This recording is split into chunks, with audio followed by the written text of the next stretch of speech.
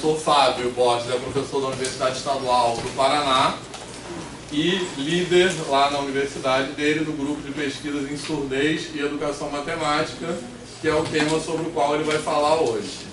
E, além disso, além dessa primeira visita do Fábio, que eu espero que seja a primeira de muitas, essa palestra também marca o começo de uma grande comemoração para o nosso programa, que é a primeira defesa de doutorado da Gisela, que está aqui, que será também nesse tema, referente à educação especial para surdos, que será amanhã às 14 horas. Então, hoje a gente já está começando a comemorar essa etapa histórica e importante do PEMAT. Eu queria dizer também que eu fiquei muito feliz, eu acho que é muito representativo para o PEMAT, primeiro, que essa primeira defesa, na verdade acontece, que a Gisela falou outro dia, acontece quase que exatamente 10 anos depois da primeira defesa de mestrado, que também foi a Gisela.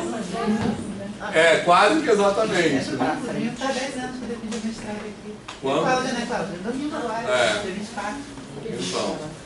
Então, quase que 10 anos depois da primeira defesa, quer dizer, é um marco importante, né, a gente ter essa conquista de ter um programa de pós-graduação em educação matemática que está se consolidando dentro de um instituto cuja tradição é de pesquisa em matemática pura e aplicada.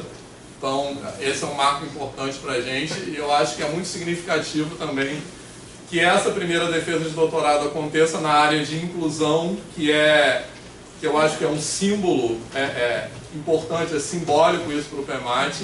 E também acho que uma outra coisa que é bastante simbólica é que tanto a primeira doutora quanto a orientadora são mulheres, assim, então, que também é um marco que eu acho que a gente tem que comemorar, né? Então, hoje é um dia muito especial, então vamos entrar em clima de comemoração agora com a fala do Fábio.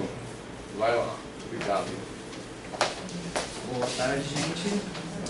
Bom, o prazer, eu me sinto bastante, assim, muita responsabilidade de falar aqui com vocês um pouquinho. Acho que é mais um bate-papo, mas mesmo assim, o fato da gente conhecer já tem um carinho tão grande, né, pela Cláudia, pela Gisela, o Laura já conheço virtualmente, da sociedade, o Aguinaldo, enfim.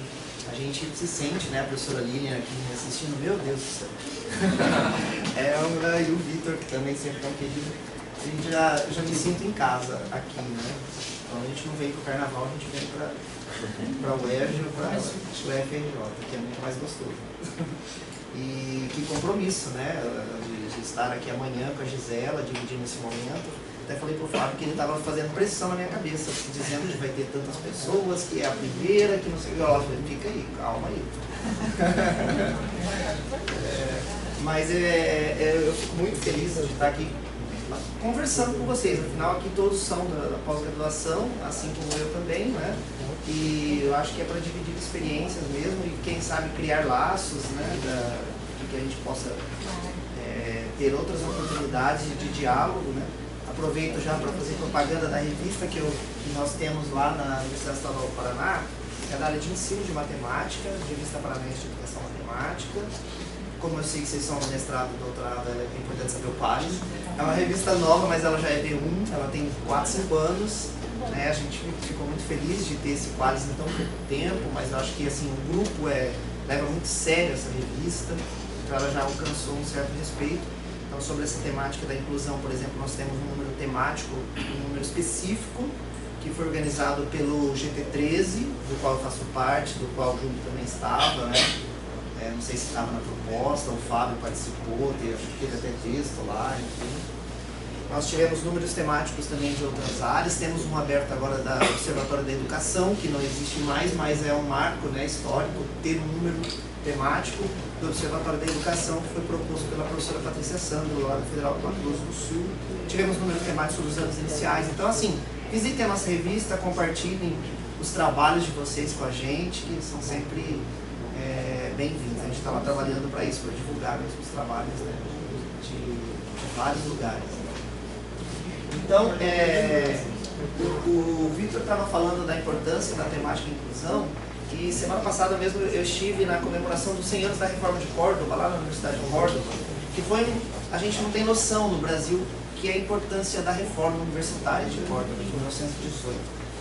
E sai um documento no final da reforma, e é um documento orientador, ali estava presente a maior parte dos reitores da América Latina e do Caribe, eram 10 mil pessoas, né? E esse documento eu até indico a leitura por todos, que é a Declaração de Córdoba, que é da terceira Conferência Regional de Educação Superior, o CRES. E por que eu estou falando disso? Porque a pegada do documento foi a inclusão. É impressionante, ali estavam todos os cursos, enfermagem, educação física, matemática e tal. Mas se você ler, eu participei do encerramento, a leitura da Declaração de Córdoba, a questão da inclusão ela é uma das grandes apostas da Declaração de Córdoba. A inclusão da questão de gênero, da questão indígena, aqui no Brasil não é tão forte, mas eles falam muito de universidades indígenas, dos descapacitados, como eles dizem.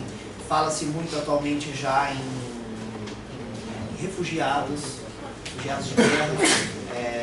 Então, esse documento ficou bem interessante. Então, acho que essa importância da inclusão, ela está bem em voga mesmo. Acho que ter essa defesa na área de inclusão e esse grupo tão bacana com a Cláudia e outras pessoas, né? Acho que é muito importante para todos nós do Brasil todo. Então, gente, eu vou fazer uma salada, eu vou e volto aqui. Lá no EMAT, eu apresentei um trabalho que a gente fez com intérpretes. Né? A minha interesse por essa área foi porque eu fui professor de uma escola, né, menor do que o INES, mas como o INES, uma escola especial localizada no interior antes de eu ir para a Universidade Superior, dentro da Universidade Estadual de Maringá. É uma escola, uma ONG, ela é gratuita, mas ela não é pública. Diferente do IBC, que é federal, o INES acho que também é. Então é de lá que começa essa minha experiência. Então eu gosto de falar isso porque assim, eu tive essa experiência ali de educação especial, né? E depois também sendo professor de surdos na educação básica e agora no ensino superior fazendo pesquisas mesmo. Né? Agora estou começando um pouco investigar um pouco da questão do ensino de matemática para cegos, mas assim, eu tenho até medo de falar aqui perto, né, do Fábio, da Cláudia, mas eu quero dividir depois os resultados preliminares que a gente tem com vocês também, mas a nossa caminhada é mais com o ensino de alunos surdos mesmo, né? Tanto na questão da educação especial, na época do mestrado, eu fiz um trabalho sobre representações sociais com docentes acerca da surdez e uma possível correlação que essa representação social docente acerca do surdo tem como seu fazer pedagógico, com aquilo que se faz em sala de aula do ensino de matemática. Na época do mestrado e do doutorado, é o que eu vou apresentar aqui para vocês no início, que não apresentei no EMAT, eu fiquei um semestre observando uma sala de aula inclusiva e 30 aulas de matemática. Daí eu participei de conselhos de classe, já estava no ensino superior, não estava mais na educação básica. E aí depois eu fui para uma outra escola ainda para complementar, então foi um trabalho bem demorado, mas eu achei que eu falo que assim, não tinha, a princípio a gente não tinha nenhum problema tão bem definido. E por isso que eu falo que eu tracei uma radiografia de uma sala de aula inclusiva de matemática para alunos surdos. Então é desses dados que eu vou trazer no início para vocês. Se der tempo, depois eu falo da questão dos intérpretes. Mas por que eu coloquei aqui? Só para esses slides, só para mostrar um pouco do nosso caminho de pesquisa lá do GEPSEM, Grupo de Estudos e Pesquisas em Surdez e Educação Matemática. E agora nós vamos ter que mudar o nome, provavelmente, porque também tem algumas questões com alunos sérios. Então, assim, a gente tem se preocupado, e algumas coisas que a gente já finalizou, estamos fazendo e às vezes aprimorando, né? Alguma coisa relacionada aqui o professor da escola especial e as representações sociais docentes, é isso que eu falei para vocês, que a gente fez no mestrado, mas a gente continua se preocupando com essas questões, né? Não necessariamente agora como professor da escola especial, mas o professor da escola inclusiva. A inclusão dos estudantes surdos, que eu também, que é o que eu vou começar apresentando para vocês, que a gente chamou de 2 casos, vou explicar por que o caso 1 e o caso 2. A aplicação de atividades algébricas para estudantes surdos e ouvintes, ouvindo os professores de todas as disciplinas acerca do ensino e aprendizagem de surdos inclusos, foi uma outra frente também. Isso aqui é em 14 anos, né? Não é em um ano, não estamos fazendo simultaneamente. 14 anos de um para o outro. Pesquisas com intérpretes de Libras acerca da inclusão, ensino e aprendizagem de matemática por estudantes surdos. Tá? E agora, recentemente, que isso também está em andamento, o grupo e eu também estou envolvido, que é sobre o que dizem estudantes cegos do ensino superior acerca de sua escolarização inclusiva. Nós entrevistamos, a princípio, já 4 estudantes cegos que estão na universidade e eles relatando para nós esse processo de escolarização. E as atividades adaptadas para cegos do conceito de função. Okay? Então essa cor, eu sou daltônico, então essa cor é com surdos e essa cor é com cegos.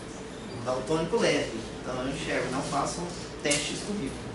Algumas coisas eu enxergo. Beleza? Então eu vou trazer alguns pressupostos que eu acho importante, que eu tenho defendido aqui, e eu, a Clélia, que é do grupo também, que foi meu orientador de doutorado, principalmente para quem está na área de pesquisa de inclusão. Mas eu acho que se encaixa a todas as áreas de ensino, né? O primeiro deles é o quanto é importante. Quando a gente vai discutir o ensino sobre determinado sujeito, a gente tem que conhecer, acima de tudo, o sujeito, né? Então, por exemplo, falar de conhecer o sujeito surdo é uma coisa que não é tão simples, porque muitos de nós aqui somos ouvintes, então é você transitar para uma outra cultura, e aí você tem que falar de conhecer surdo, você tem que falar de conhecer a língua, minimamente, não estou dizendo ser fluente na Libras, mas conhecer a estrutura da Libras, né? Assim como conhecer a estrutura do Braille. Eu acho que não dá para pesquisar o ensino de matemática para cegos se você não conhece minimamente a estrutura e algumas questões psicológicas também desses sujeitos. Esse aqui é um outro pressuposto que eu acho muito importante para a gente que está trabalhando com inclusão, para que a gente tem que vender muito caro a ideia de que o objetivo maior da escola não pode ser mudado por um estudante incluso. Que o objetivo maior da escola tem que ser o de um ensino e de uma aprendizagem com uma boa qualidade. Porque a ideia que a gente percebe muitas vezes é que a entrada desse sujeito já está sendo algo bom, então a simples convivência, socialização, para ele já é suficiente. Então eu acho que o nosso grande desafio da escola hoje é pensar nessa escolarização de boa qualidade. A porta já foi aberta. Agora a gente não pode correr o risco de excluir esse sujeito no pior lugar que a gente poderia excluir, que é dentro da escola ou dentro da universidade, né? Então esse aqui é o nosso grande desafio. Não permitir uma exclusão num ambiente que vai possibilitar um alcance, uma melhoria de bem-estar para outros ambientes, né? É na escola, na universidade que a gente consegue se desenvolver melhor para alcançar outros espaços de trabalho, de pesquisa, de convivências familiares e assim por diante, em relação com a cultura, com a arte. Então, a partir do momento que a escola ela não tem esse objetivo em mente, ela também não vai ter esse potencial de incluir esse sujeito em outros lugares, em outros espaços. Eu nem falei, mas aqui normalmente a gente vai conversando durante a fala. Não pode. O pessoal aqui é bem falante, né, normalmente. Não, porque eu acho que tem um ponto aí que eu acho que é importante, que é assim, que você falou nos objetivos da escola. Porque muitas vezes a gente pensa na inclusão do lado, olhando para a pessoa que está sendo incluída, a pessoa que tem algum tipo de necessidade especial que está sendo incluída, mas tem um lado também de como essa inclusão é importante para ter um potencial de transformar a própria escola. Então, na verdade, os outros alunos que não têm essas necessidades especiais estarem num ambiente de aprendizagem que é mais diverso. Então, como isso é enriquecedor para a própria aprendizagem daquele cara e para o potencial de transformar a escola em geral. Acho que é um lado... E isso tem tudo a ver também, Vitor, até porque se você vai olhar as práticas de ensino que são consideradas mais adequadas para o surdo, para o cego, principalmente para esses dois grupos, elas são muitas vezes interessantíssimas para os outros sujeitos. Aliás, elas já são defendidas para os outros sujeitos há tempo e porque parece que a gente está repetindo, agora vou retomando algumas coisas, porque dá a impressão que tá que quando você tem a entrada do sujeito cego e surdo na sala, ele chega ali para escancarar as deficiências do sistema de ensino, né? Ele escancara as nossas deficiências. Então, eu acho que tem a ver com isso, né? Ele tem o direito de estar naquele espaço e nós também temos que ter o direito de conviver com estes sujeitos. Que espaço é esse? Né? E imagina que ser humano nós estamos hoje.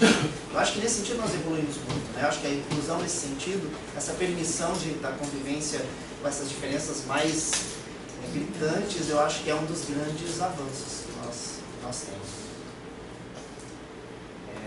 E aí a gente tem que falar de inclusão de maneira mais ampla, né? A questão dos transgêneros, que era uma coisa que não se falava, e hoje em dia você está totalmente na discussão, na mídia, assim por diante. Por exemplo, na conferência lá de Córdoba, em quase todas as mesas redondas se falava da defesa de nome social, da questão dos transgêneros e assim por diante. Um outro pressuposto que eu acho importante é que nós temos que ouvir estes sujeitos. É claro que depende daí das situações e tal, mas ouvindo os sujeitos cegos do ensino superior, por exemplo, agora falando da sua escolarização, estou falando de pesquisa, eu percebo o quanto a gente está fechado para esse diálogo, né? Mas agora saindo da pesquisa, mas para a sala de aula, muitas vezes, dependendo da idade do aluno, o próprio aluno ele tem condições, e às vezes o intérprete também, que é pouco ouvido, como a gente vai discutir depois, a gente tem que ouvir mais esses sujeitos que estão envolvidos diretamente com a escolarização, né? Sejam os alunos, depende da idade do aluno, é claro, mas principalmente os intérpretes e os próprios professores. Eu acho que é um pressuposto importante. Entendendo todos como coautores deste ensino e aprendizagem. E uma outra coisa que a gente tem defendido bastante no GT13, né, no último GT principalmente, de que as atividades matemáticas, elas têm que ser por si só inclusivas. A inclusão, ela também vai ser permitida com a característica de atividade que você apresenta para o sujeito. Então, se você tem a necessidade de uma exploração mais visual, e até a questão de diversificar as nossas representações, que é tão defendida, né, hoje no ensino de matemática, também é bem-vinda, já tem uma característica inclusiva. Então, esse termo que a professora Lu, que estará com a gente amanhã virtualmente, né, eles sempre falam bastante desse termo, por uma educação matemática inclusiva, o nosso fazer matemático se permita ser inclusivo em sala de aula. E eu acho que isso aqui tem tudo a ver também com aquele outro pressuposto que eu digo, de que a gente não pode esquecer de que a inclusão tem que sempre almejar, acima de tudo, a qualidade do ensino. Desculpa, não sei se vão me permitir, é porque eu sou da área de química. E eu já tive surdo e cego na mesma turma no meu estado, no meu primeiro ano de estado. Mas não é nem sobre isso. Eu tenho debatido isso muito na minha escola, que eu trabalho atualmente. E tenho agora uma mediadora para um autista que há 3 anos ele estava esperando uma mediadora e agora a gente está tendo contato com a mediadora. E eu estou tentando debater essa questão do ensino inclusivo, não só de matemática, não só de química, ensino inclusivo em si. E é interessante a perspectiva que as pessoas têm da inclusão. Eu falo assim, não, uma perspectiva mais inclusiva é você incluir mais o aluno, seja que tem uma necessidade que a gente nem tenha laudo, ou que tenha uma deficiência que tenha laudo e que a gente saiba, mas como a gente perceber que a pessoa tem dificuldade de facilitar a avaliação? Não, fazer atividades mais inclusivas, que sejam mais abrangentes.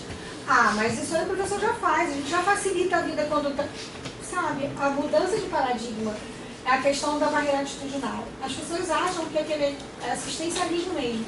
Ele é um coitadinho, então ele não vai entender, então a gente tem que facilitar para ele. Em matemática, então, eu tenho uma professora que é muito, assim, pragmática da matemática mesmo. Ela ele é burro, então ele não vai aprender nunca, então eu vou ter que botar bem facinho para ele poder entender. Então, é muito difícil na escola pública, quando a gente tem essa coisa de tentar ver se falam, sabe, se fazem uma perspectiva inclusiva, né? E hoje eu estava até vendo um vídeo de um professor que estava falando da questão da educação especial com a perspectiva inclusiva. E aí eu queria perguntar para você, né? Como fazer, na área da matemática mesmo, que a gente vai adaptando para outras áreas que são, né, eu estou com o intérprete aqui do meu lado, a gente está tentando fazer de tudo para poder trazer para a universidade também, porque a gente também atende, eu sou da Comissão de Acessibilidade do IQ, que a gente está tentando atender a pessoas com deficiência, e a gente tem essa coisa, o professor que acha que a inclusão é facilitar, e o aluno que está ficando depressivo porque não consegue entender. Eu acho que esse facilitar muitas vezes é uma reação da pessoa que não está preparado, né? Porque às vezes a gente chama de facilitar, mas muitas vezes é uma omissão mesmo. É uma omissão que se dá na forma de deixar para o intérprete, é uma omissão que se dá na forma de facilitar as atividades, né? Porque isso a gente percebeu nas entrevistas com cegos, essa omissão de não dar o mesmo conteúdo, como a gente estava falando agora há pouco, na sala, né, da Cláudia. Então, eu acho que assim, eu acho que tem a ver também com essa falta de uma formação. A gente ainda tem uma geração de professores que não tiveram sequer a disciplina de Libras, ela é tudo muito recente também. Eu acho que a gente avançou em vários aspectos, eu acho que a gente vai ver muito mais mudanças futuramente, mas nós temos que condições hoje de fazer já um olhar mais crítico sobre o que nós estamos fazendo. Se isso é realmente uma inclusão que almeja o ensino, né, e não simplesmente a socialização. Mas eu vejo pelo lado de que só a escola especial também, ela não... Por exemplo, a escola especial de surdos. Se você só tiver Libras, como eu via na escola que eu atuava, alguns professores que tinham um fazer pedagógico que priorizavam metodologias mais adequadas para o surdo, com explorações mais visuais, né, representações matemáticas mais diversificadas, com enunciados matemáticos mais curtos, com frases com menos artifícios de pontuação que nós temos na língua portuguesa, né, é complicadíssima. Então, para o surdo que não domina essa língua aqui, né, de outra modalidade, então a gente tinha na escola professores que tinham essa preocupação, mas tinha professores que não tinham, que eles achavam que a Libras por si só era suficiente, né? E a Gisela fala isso na tese dela, né, bastante. Não basta ter só a Libras, mesmo que todo mundo na escola onde eu trabalhava fosse fluente em Libras. E também não dá para não ter a Libras e ter só as atividades pedagógicas adequadas, né? Porque a língua é a condição primeira, é a primeira característica que define uma cultura, né? A cultura surda é a língua. Então, eu acho que ainda existe um pouco disso, a omissão mesmo, pela formação que ainda não... Infelizmente, os professores que nós temos na escola, eles não tiveram sequer a Libras. Os alunos mais novos, os professores mais novos, pelo menos, isso não é nada, né? Isso é um pontapé. O que é ter uma disciplina de 60 horas de Libras? Não é nada. Não é nada. Já tem vários professores universitários que não tiveram. Exatamente. Então, ou seja, então, eu acho que é uma coisa que vai ter uma transformação, acho que aos poucos.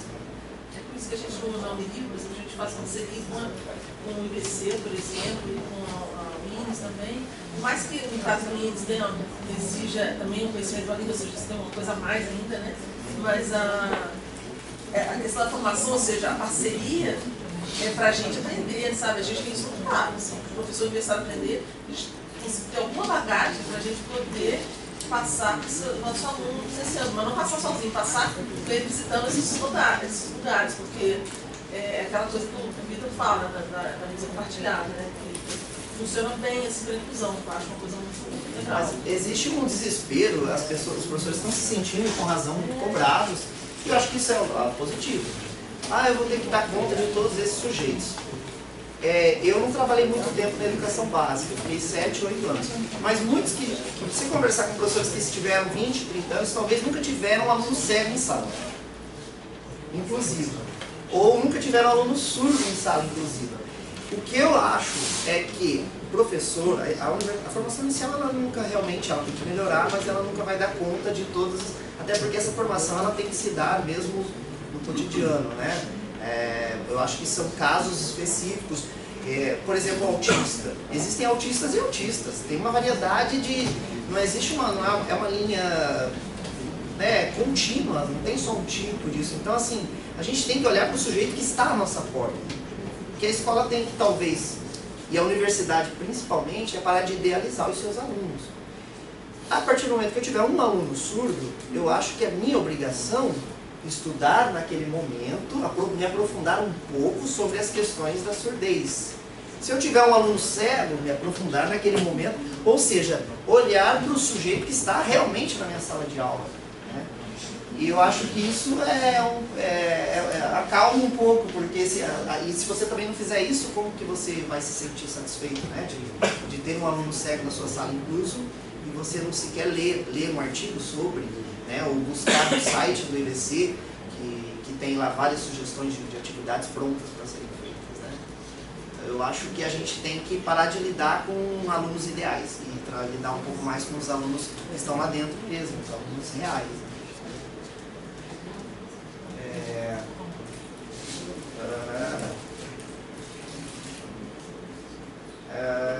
Aqui, especificamente em relação à surdez, o momento do início da escolarização do aluno surdo e a relação dele com a matemática, ele tem que ser olhado com bastante cuidado.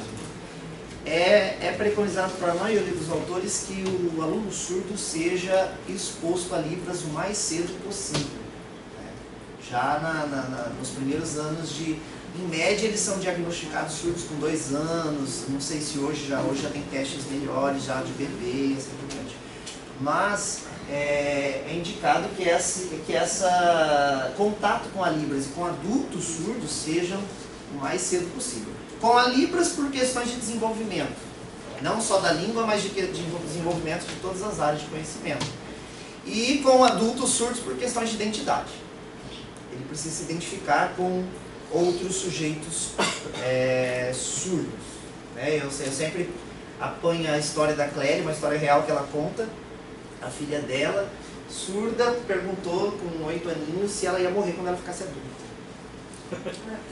Porque ela não conhecia, ela ia no médico, era ouvinte, no mercado era ouvinte e tal. Então até que ela foi levada a associações de surdos lá de Maringá para conviver com adultos surdos. Isso é de uma importância, né? Isso a gente estende para negros, para indígenas, para transgêneros, para todos. Né? Então tem essa questão da identidade também. Então essa relação do início da escolarização,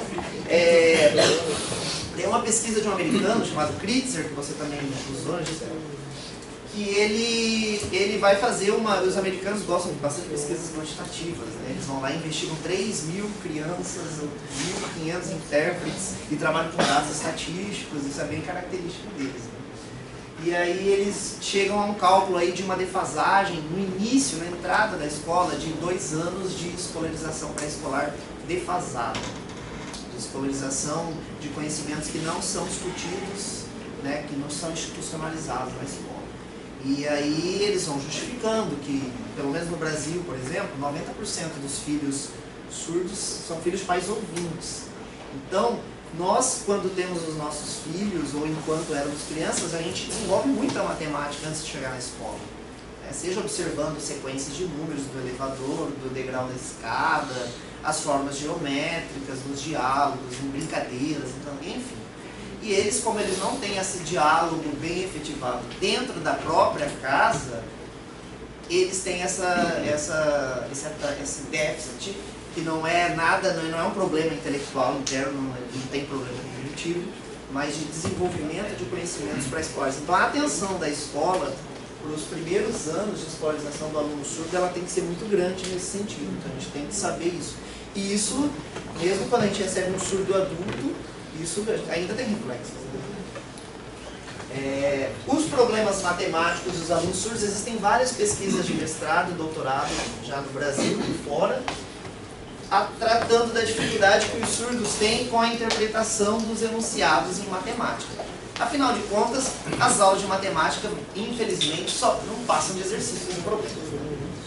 Não tem tanto diálogo, é a leitura de um enunciado e a resolução de um exercício. e normalmente são lícitas. As provas de matemática são problemas. Então, quando você não domina essa língua, você tem uma dificuldade maior em interpretar, assim, saber o que você vai fazer, né, o que está sendo pedido. Okay? E aí, agora com a presença do intérprete, entram outros problemas. Quem assistir a defesa da Gisela amanhã vai ver também. Então, outros problemas, até onde o intérprete não está agindo de uma maneira que ele também impede o desenvolvimento, a investigação do aluno. Esse aqui é o grande embate que nós vivemos entre o oralismo, o bilinguismo e o ensino de matemática para surdos. Nós passamos, durante a história da educação de surdos, ainda no século XVII, nós já tínhamos, no século XVIII, nós já tínhamos escolas bilíngues, escolas não, mas o ensino, né, leigo preceptor, bilíngue. Então as línguas de sinais pelo mundo todo, elas já eram defendidas. E aí você teve mudanças no decorrer da história dos surdos, que em um determinado momento se defendia que o ensino deveria ser oralista e o outro bilíngue. E essas coisas nos fizeram perder muito tempo em avançar em outros aspectos, né? Inclusive, por exemplo, discutir especificamente as metodologias de ensino de química, de física e assim por diante. Eu acho que esses embates todos, inclusive, foram responsáveis por dificultar o acesso desses estudantes surdos em alguns espaços, por exemplo, o ensino superior, que é algo ainda muito fechado para o estudante surdo. O percentual dos estudantes surdos no ensino superior é muito pequeno. Então esse embate, ele foi necessário, mas ele acabou também atrapalhando um pouco o desenvolvimento de metodologias mais adequadas para o ensino para surdos. E a importância de que para os surdos nós temos que privilegiar a exploração visual, né? A exploração, como eu disse agora há pouco, da escola, né? A Libra sozinha não basta, a exploração visual também sozinha não basta. A gente tem que ter essas duas coisas, explorações mais visuais e também a valorização da Libras como primeira língua, ok? O surdo não tem uma supervisão. Ele não tem uma visão além do alcance. Mas ele, por depender mais dessa visão, né, fazer essa troca de sentidos para ter algumas experiências de interagir com os objetos, para ele a gente tem que ir respeitando, né, por exemplo, trabalhar com mais gráficos, com mais tabelas. Tem problemas nos anos iniciais. Agora no CIPEM mesmo nós mandamos uma pesquisa, vamos ver se vai ser aprovado, e com a adaptação dos enunciados para os anos iniciais já, você pegar os enunciados e fazer adaptações. A professora Coutinho já trabalhou com isso também, né, aqui no Rio de Janeiro. Então agora eu vou mudar aqui. Para quem estava no EMAT não falava de novo isso. Acho que só tinha dois e já fui de novo. Cara, tem alguém que está aqui? EMAT? Aqui já falamos. Gente, já é assim, passa aqui. Vocês me cortam, à vontade. Até que horas? 7. Até as 7, né? Bom, então, gente, eu vou apresentar aqui para vocês aquela pesquisa que eu falei lá do doutorado. Isso já passou um tempo, já tem 4 anos, né? Mas eu acho que elas ainda são muito recorrentes. Eu me vi muito na pesquisa da Gisela, né? Nas observações que a Gisela faz, com outra metodologia, com outros sujeitos, mas as coisas são recorrentes. Então eu acho que esses problemas eles são importantes para a gente pensar. E assim, quando a gente ouve, muitos daqui não trabalham com inclusão. Quem trabalha com inclusão aqui? Bastante gente. Tema, eu falando trabalha no sentido de investigação, pós-graduação. É importante para quem não trabalha, para vocês verem, sempre fazer esse exercício de o quanto essas coisas elas são pertinentes para serem pensadas por todos nós. Independente de quem trabalha no IBC, no INES, quem faz pesquisa sobre surdez, sobre cegos, o quanto elas são recorrentes e elas têm influências diretas no ensino de qualquer sujeito. E para quem trabalha com formação de professores, né? Exato. Muito importante.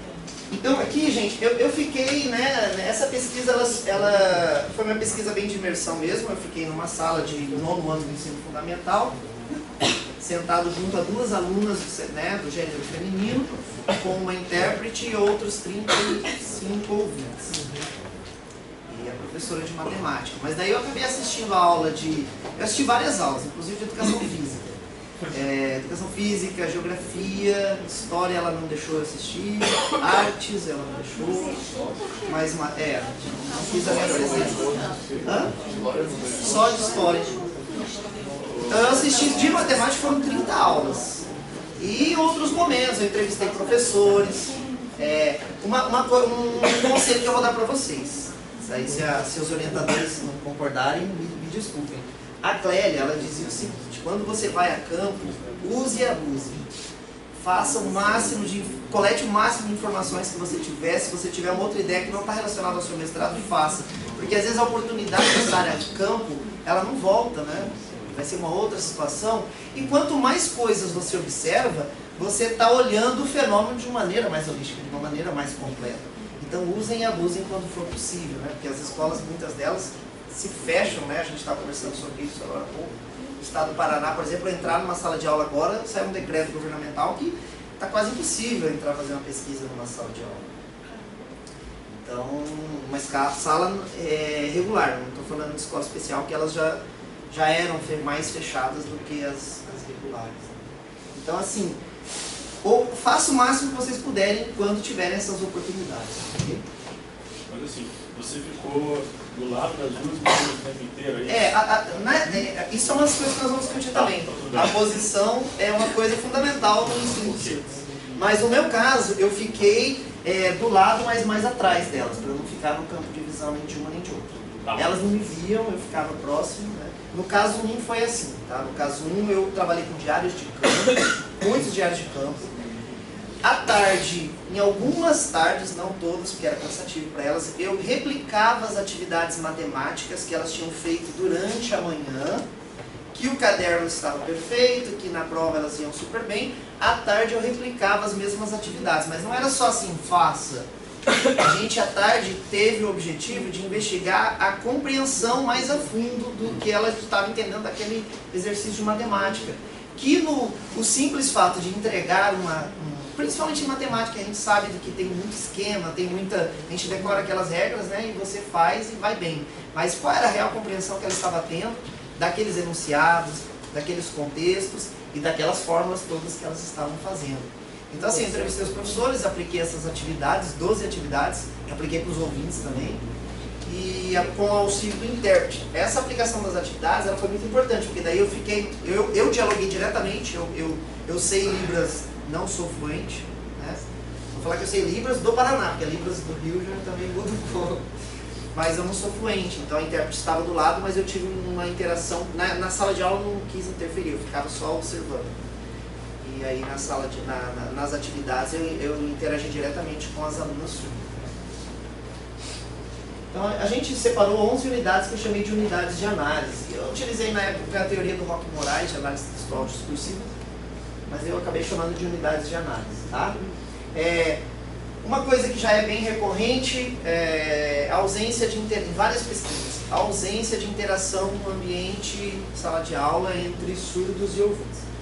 Aí é um surdo com o professor ouvinte, que é complicadíssimo, e a ausência de interação do surdo com os colegas ouvintes de sala, né? Então existe uma interação quase que única e exclusivamente com os intérpretes. Okay? E isso daí vai ter implicações em vários aspectos, então essas unidades vão estar todas meio que relacionadas. Não se tem relação com o professor. Por exemplo, em relação até de ter a tradução feita das dúvidas dos colegas, porque muitas vezes é só a fala do professor que é traduzida ou interpretada. E a dúvida do colega, aquele sujeito que tem a minha idade, muitas vezes a dúvida é parecida com a minha e é que acaba contribuindo. Às vezes eu acho que eu não estou escutando, mas eu estou aprendendo com a dúvida dos colegas. E era uma turma muito interessante essa sala de aula. Ela era muito participativa. E não dá para dizer que é porque eu estava lá, porque eu fiquei um semestre, não é possível que eles ficaram ensinando um semestre. Né? Então, e outra coisa, a ausência de interação deve vir com uma questão social. Dentro de uma escola, o surdo ele não tem o direito de escolha, uma escola inclusiva, o que eu percebi aqui, ele não tem direito de escolher os seus pares com os quais ele vai interagir. Então, se ele quiser dividir, dizer do primeiro beijo dele, se ele quiser falar das suas angústias, a única alternativa é um adulto, que é o intérprete. Eu estou falando dessa situação, que não é o caso do Windows, né, por exemplo. Então, ele não tem a opção de escolha de pares para fazer essas trocas dialógicas que são fundamentais dentro da escola. Isso numa escola de inclusão. Pode falar. É incentivado o aumento da interação entre os alunos surdos? Nessas aulas, o que era incentivado, porque assim, saiu para o recreio, para o intervalo, você não tem mais, né, o professor está cansado, mas na sala era incentivado de matemática a realização de atividades em grupo, que eu acho que eram muito bem-vindas.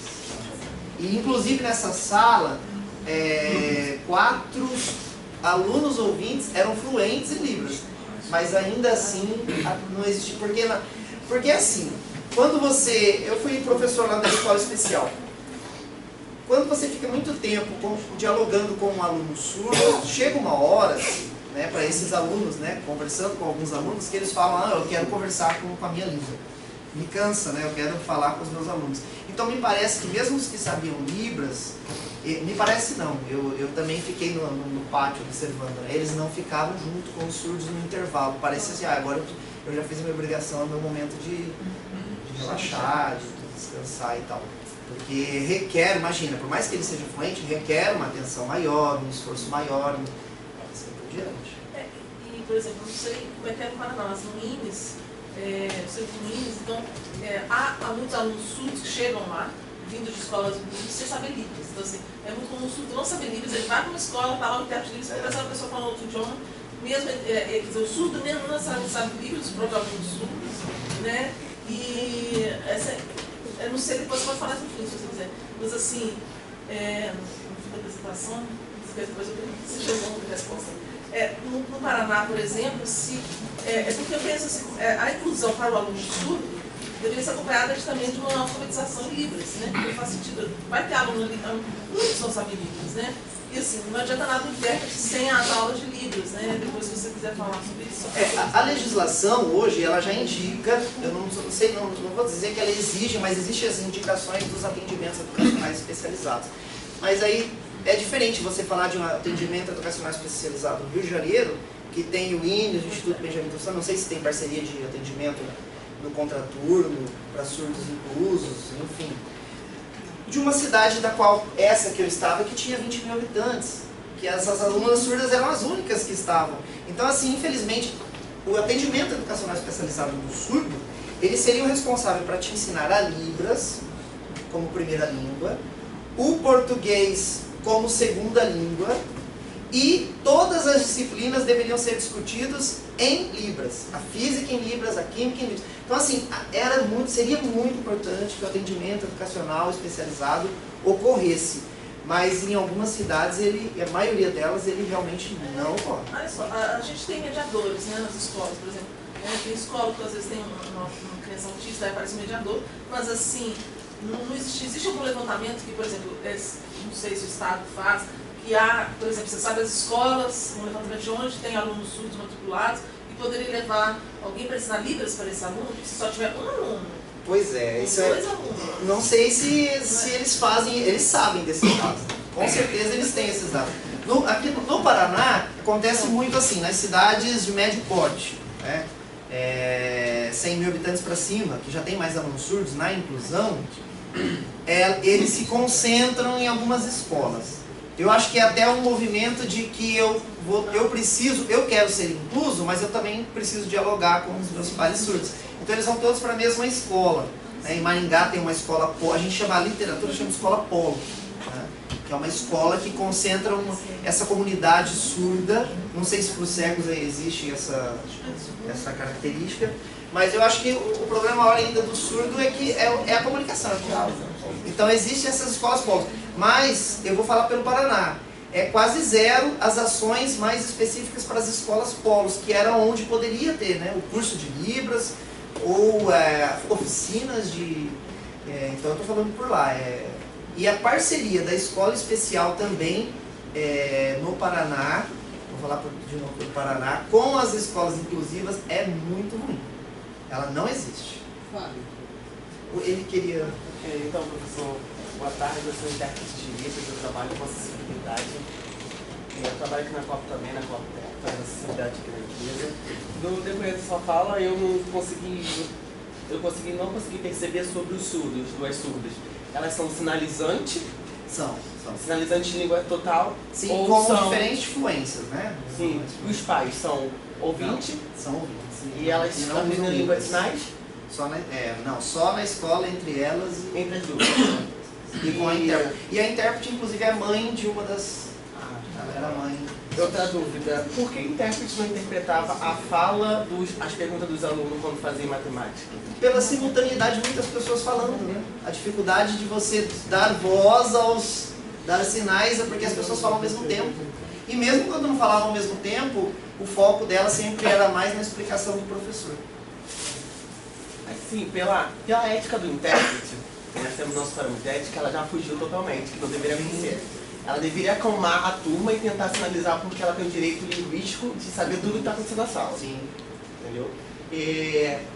Tinha que ver isso, sobre essa questão da professora, da intérprete, né, que é mãe.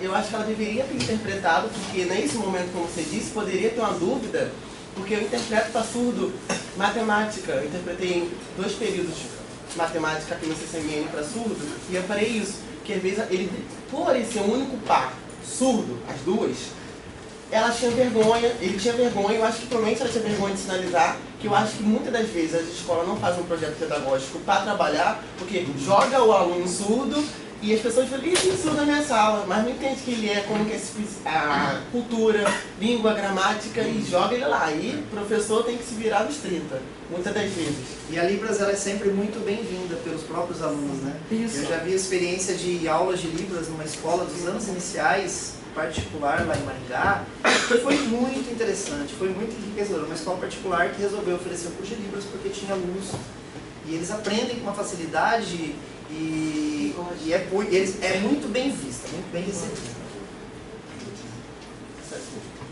Eu queria compartilhar só bem rapidinho em relação a essa questão. Eu tenho as intérpretes que eu entrevistei no meu Zap. E no status delas, das duas, elas são da mesma escola, né? Apareceu, acho que foi no sábado, um curso que a escola promoveu de Libras para a comunidade escolar. E assim, muita gente, aquela foto de fim de dia, sabe? Aquela selfie que eu nunca consigo tirar lá da frente da galera toda. Mas muita gente de alunos, pais, professores, que passaram um sábado inteiro, um intensivão de um curso de Libras, buscando promover essa questão da interação, né? Bem legal. Às vezes o preconceito ele se dá pelo desconhecimento, às vezes não, ele se dá, na maioria dos casos, por desconhecer mesmo. Se você desconhece as possibilidades, né, você favorece mais as limitações. Você fortalece as limitações e não pensa nas possibilidades. Fala lá. Não, então, isso que a Gisela estava falando agora, eu já comentei aqui em outra oportunidade que eu tive a feliz experiência de fazer graduação com o surdo, né? E aí é isso, exatamente isso que a Gisela falou, quando a gente tinha a oportunidade de ter as oficinas, né? Que a gente teve disciplinas de Libras da licenciatura, mas que tem o objetivo principal, estudar questões do ponto de vista da legalidade, da história, das características, né, dos surdos, e acaba, lógico que não daria conta, né, em uma carga horária bem curta, de instrumentalizar a gente para se comunicar. Mas toda vez que a gente tinha essas oportunidades, sobrava uma carga horária lá do intérprete que ele se oferecia para dar esse curso, era isso, a turma lotava, porque assim, imagina, a gente estava lá com um colega que não ouvia e que a gente queria se comunicar com ele, e a professora de análise não conseguia explicar o que era um conceito, o professor de cálculo não conseguia fazer ele entender o que era fator integrante, e a gente tinha que se comunicar com ele para poder ajudar, né? Então era assim, eu acho que nesse sentido, em geral, se houvesse uma possibilidade, uma política que favorecesse a formação não só de professores, mas também de toda a comunidade escolar, uma política que realmente fosse efetivada, eu acho que seria muito importante, porque principalmente, né, os professores têm questões do ponto de vista da formação que são inerentes, mas até os alunos mesmo, a gente percebeu nessa experiência que eu tive de 3 anos, né,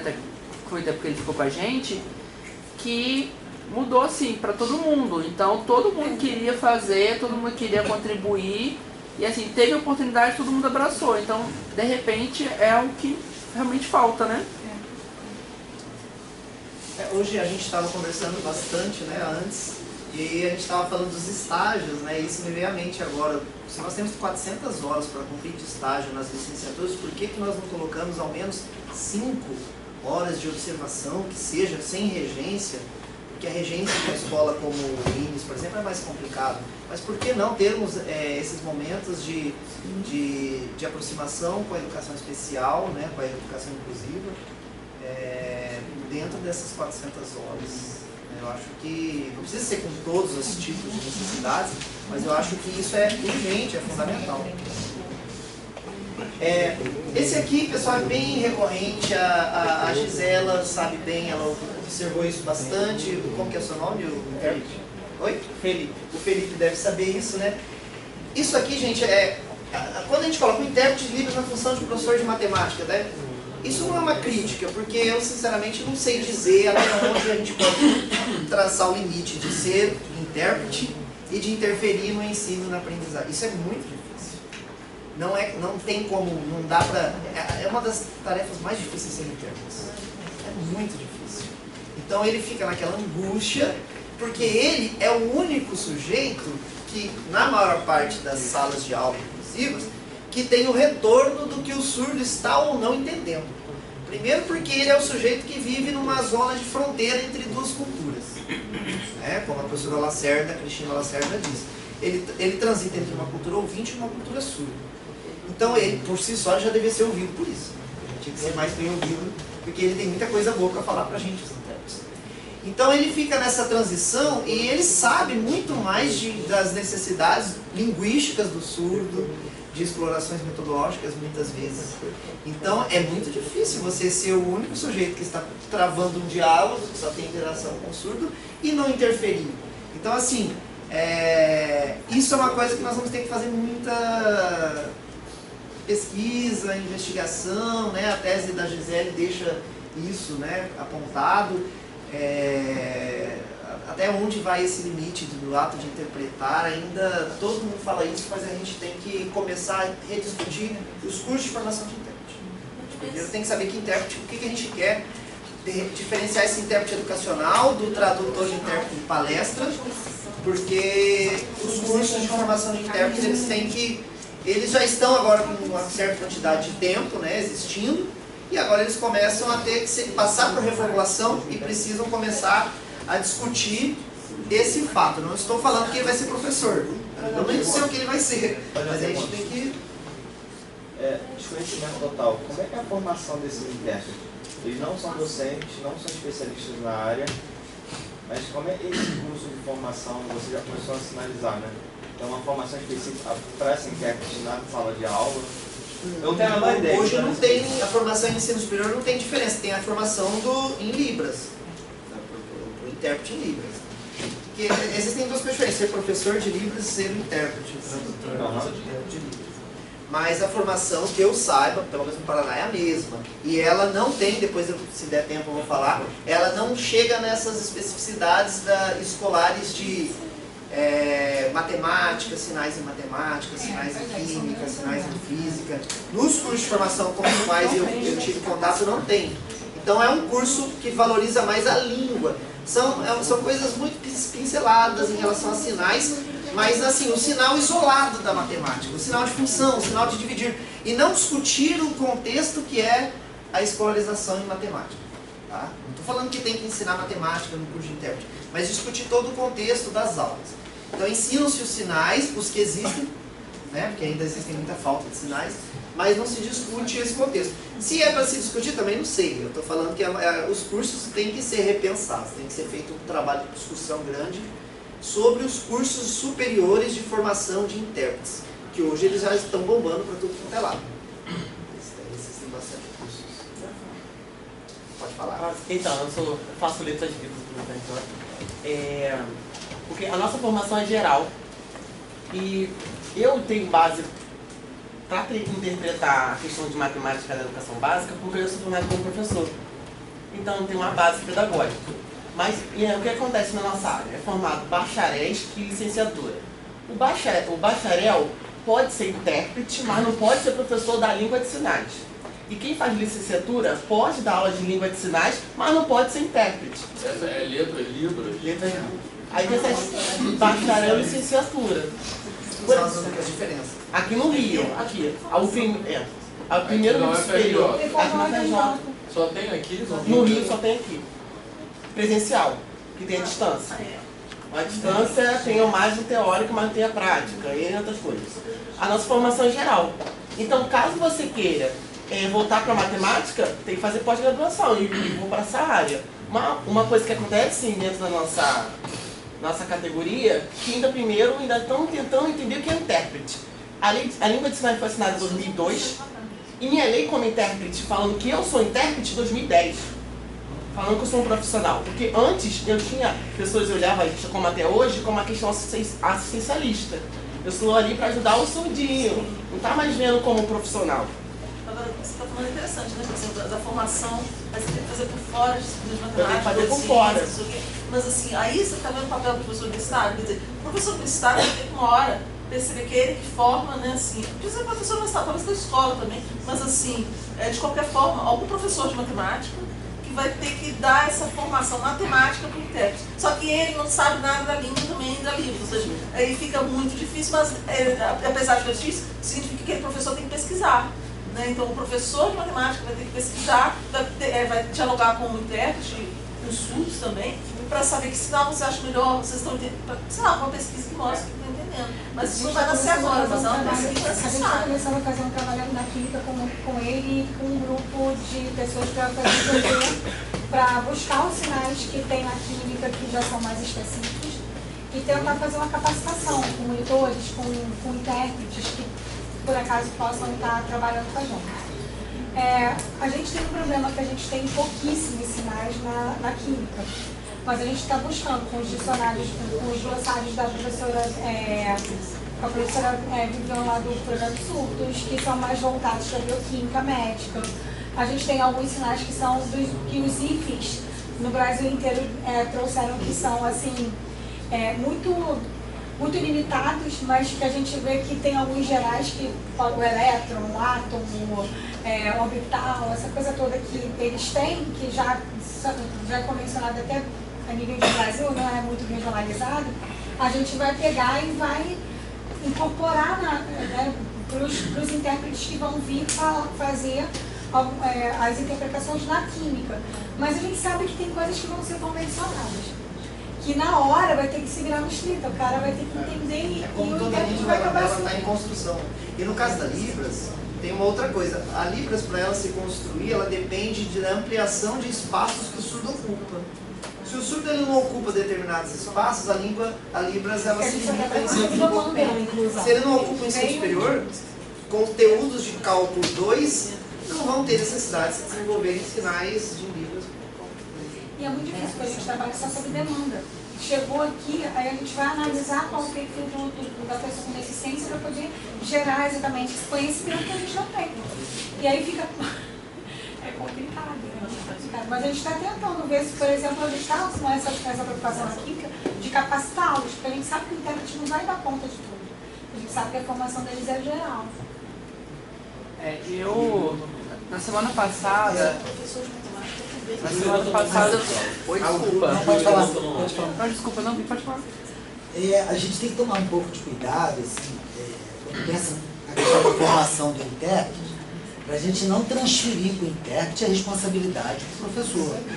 Né? Nós temos nossa formação, ou deveríamos ter, de pensar as estratégias. Quando você vai para uma sala de aula, você pensa planejamento, você pensa estratégia, você traz toda uma bagagem de anos de formação para você fazer e desenvolver ali, propiciar ao aluno a aquisição e a formação de um conceito.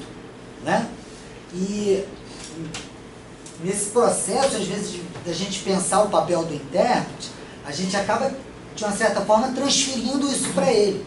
Se já é muito ruim essa transferência acontecer de forma natural, pelo intérprete ser a única referência em sala de aula para o aluno, se nós, os professores, que de fato temos essa responsabilidade, também transferirmos, gente, o intérprete vai ter que ser um super-homem. Não existe esse intérprete, né? Então, assim, aí, sem querer, né, levantar questões sobre a inclusão, o ensino bilíngue, a proposta não é essa, mas a gente está dentro de sala de aula, no processo de inclusão, quando você tem o conflito de duas culturas, a cultura ouvinte e a cultura surda, né?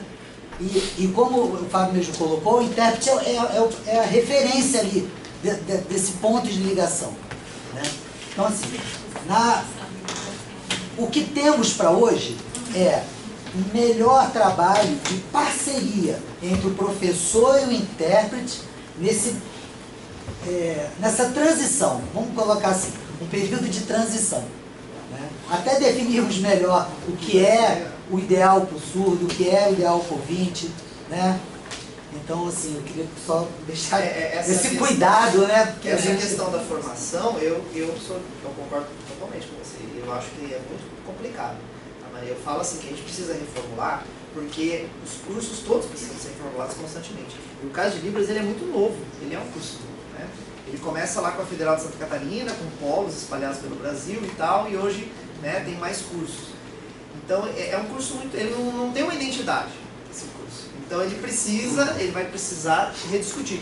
E eu não acho que tem que ser matemática, como eu já disse, né? Mas eu acho que se ele vai ter a formação na licenciatura em Libras, para ser um intérprete, bacharel em Libras, para ser um intérprete no ambiente educacional, você tem que discutir o contexto educacional, o contexto dessa atuação em sala de aula.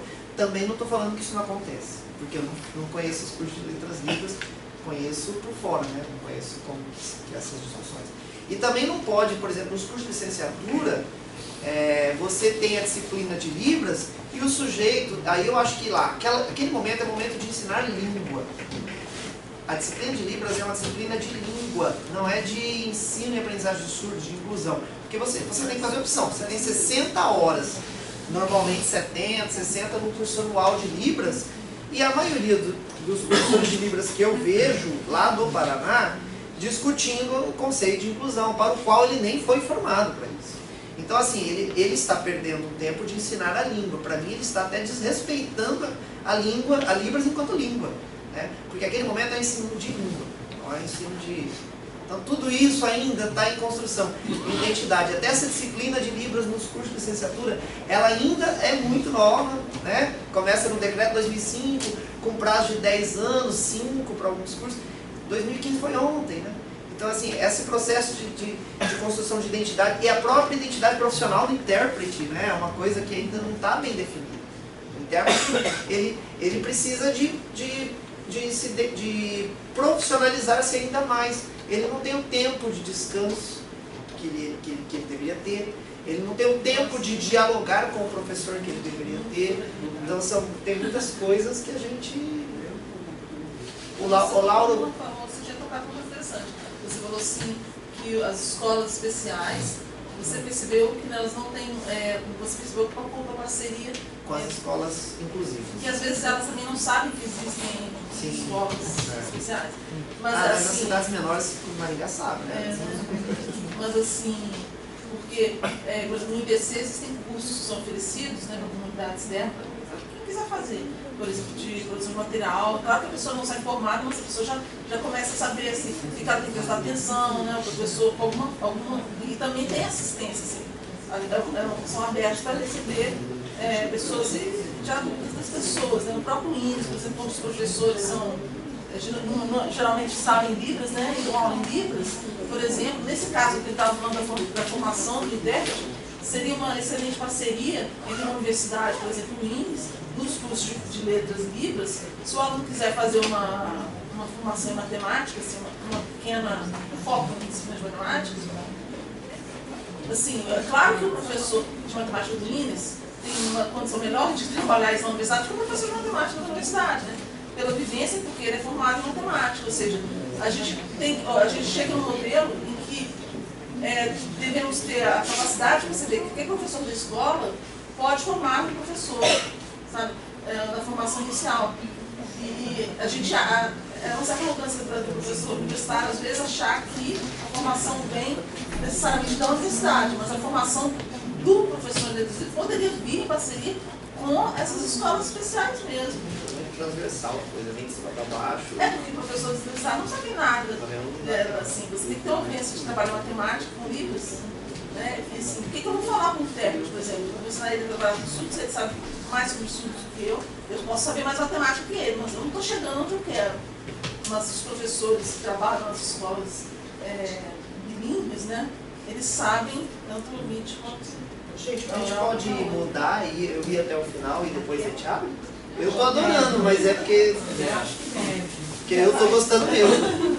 Mas eu volto qualquer coisa. Bom, aqui a questão desse caso, havia uma preocupação nessa escola, principalmente de diversificar o uso de materiais manipuláveis e de mídias, de softwares e tal. Porém, não havia o preparo do professor em usar, isso acontece com os outros alunos também, né? Não adianta você disponibilizar um software, uma mídia, um material manipulável, se você não tiver um objetivo pedagógico com aquele material, com aquele software, com aquele material. Okay? Então, assim, e isso, do meu ponto de vista, na análise que eu faço, se ela já é complicado para quem domina a mesma língua, provavelmente essa falta de exploração, dar só material sem exploração, é pela dificuldade de comunicação, uma língua da qual eu não domino, eu tenho medo de existe um medo de me comunicar diretamente com o aluno surdo, e aí quando você vai explorar um material didático com a atuação do intérprete, né, já não é a mesma coisa com uma interação direta. Então, existe esse medo também, esse distanciamento do sujeito surdo, e não é só para o surdo, às vezes se a gente não sabe uma língua, você chega no estrangeiro, você percebe que o cara falou outra língua, né? Enfim. Então, esse uso de mídias sem uma exploração pedagógica, que era uma realidade desse local. E que ocorria principalmente pela falta de interação, de diálogo. Esse é um dilema entre o caderno de matemática atualizado e a interpretação em livros. Os intérpretes da Gisela também falaram isso. Eles falaram isso. Porque o surdo, ele tem que, principalmente o professor que fala escrevendo, fala de costa, escrevendo, o intérprete ele não sabe se ele interpreta, se ele pede para o aluno copiar, e o aluno também não sabe se copia, se ele presta atenção no intérprete e tal. Então acho que esse é um dilema que eu acho que é fácil, né? Não precisa nem dizer o que a gente precisa fazer, né? Nesse caso, né? Evitar esse tipo de coisa, né? Quando da presença de um aluno surdo. E o cara que vai copiar uma língua da qual ele não domina, ele está copiando do quadro uma língua que ele não domina. A primeira língua dele, ela nem se dá da forma, ela se dá muito timidamente ainda no signwriting, mas ela não se escreve, então é muito complicado. As incoerências entre o escrito e o falado sobre conceitos matemáticos. Acontecia muito o seguinte, o surdo, muitas vezes ele escrevia no caderno baseado na tradução do intérprete, na interpretação. Então o intérprete ficava de costa.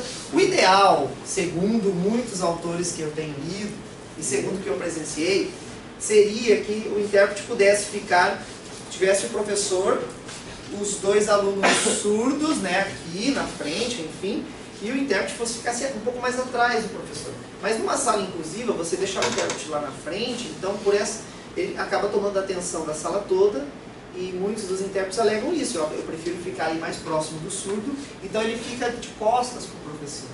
Então às vezes a gente fala uma coisa, escreve outra, ou às vezes o intérprete, é muito difícil para o intérprete pegar tudo em tempo real, é uma interpretação simultânea da aula, né?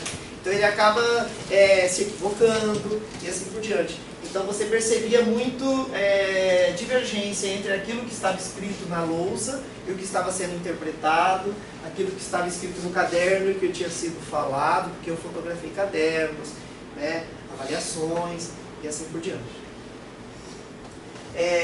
as decisões, isso aqui tem a ver com a decisão que o intérprete tem que tomar diante de uma língua oral ser interpretada simultaneamente para uma língua visual e espacial, né? Ele tem que, infelizmente, acabar omitindo, simplificando e reportando a fala dos sujeitos no processo.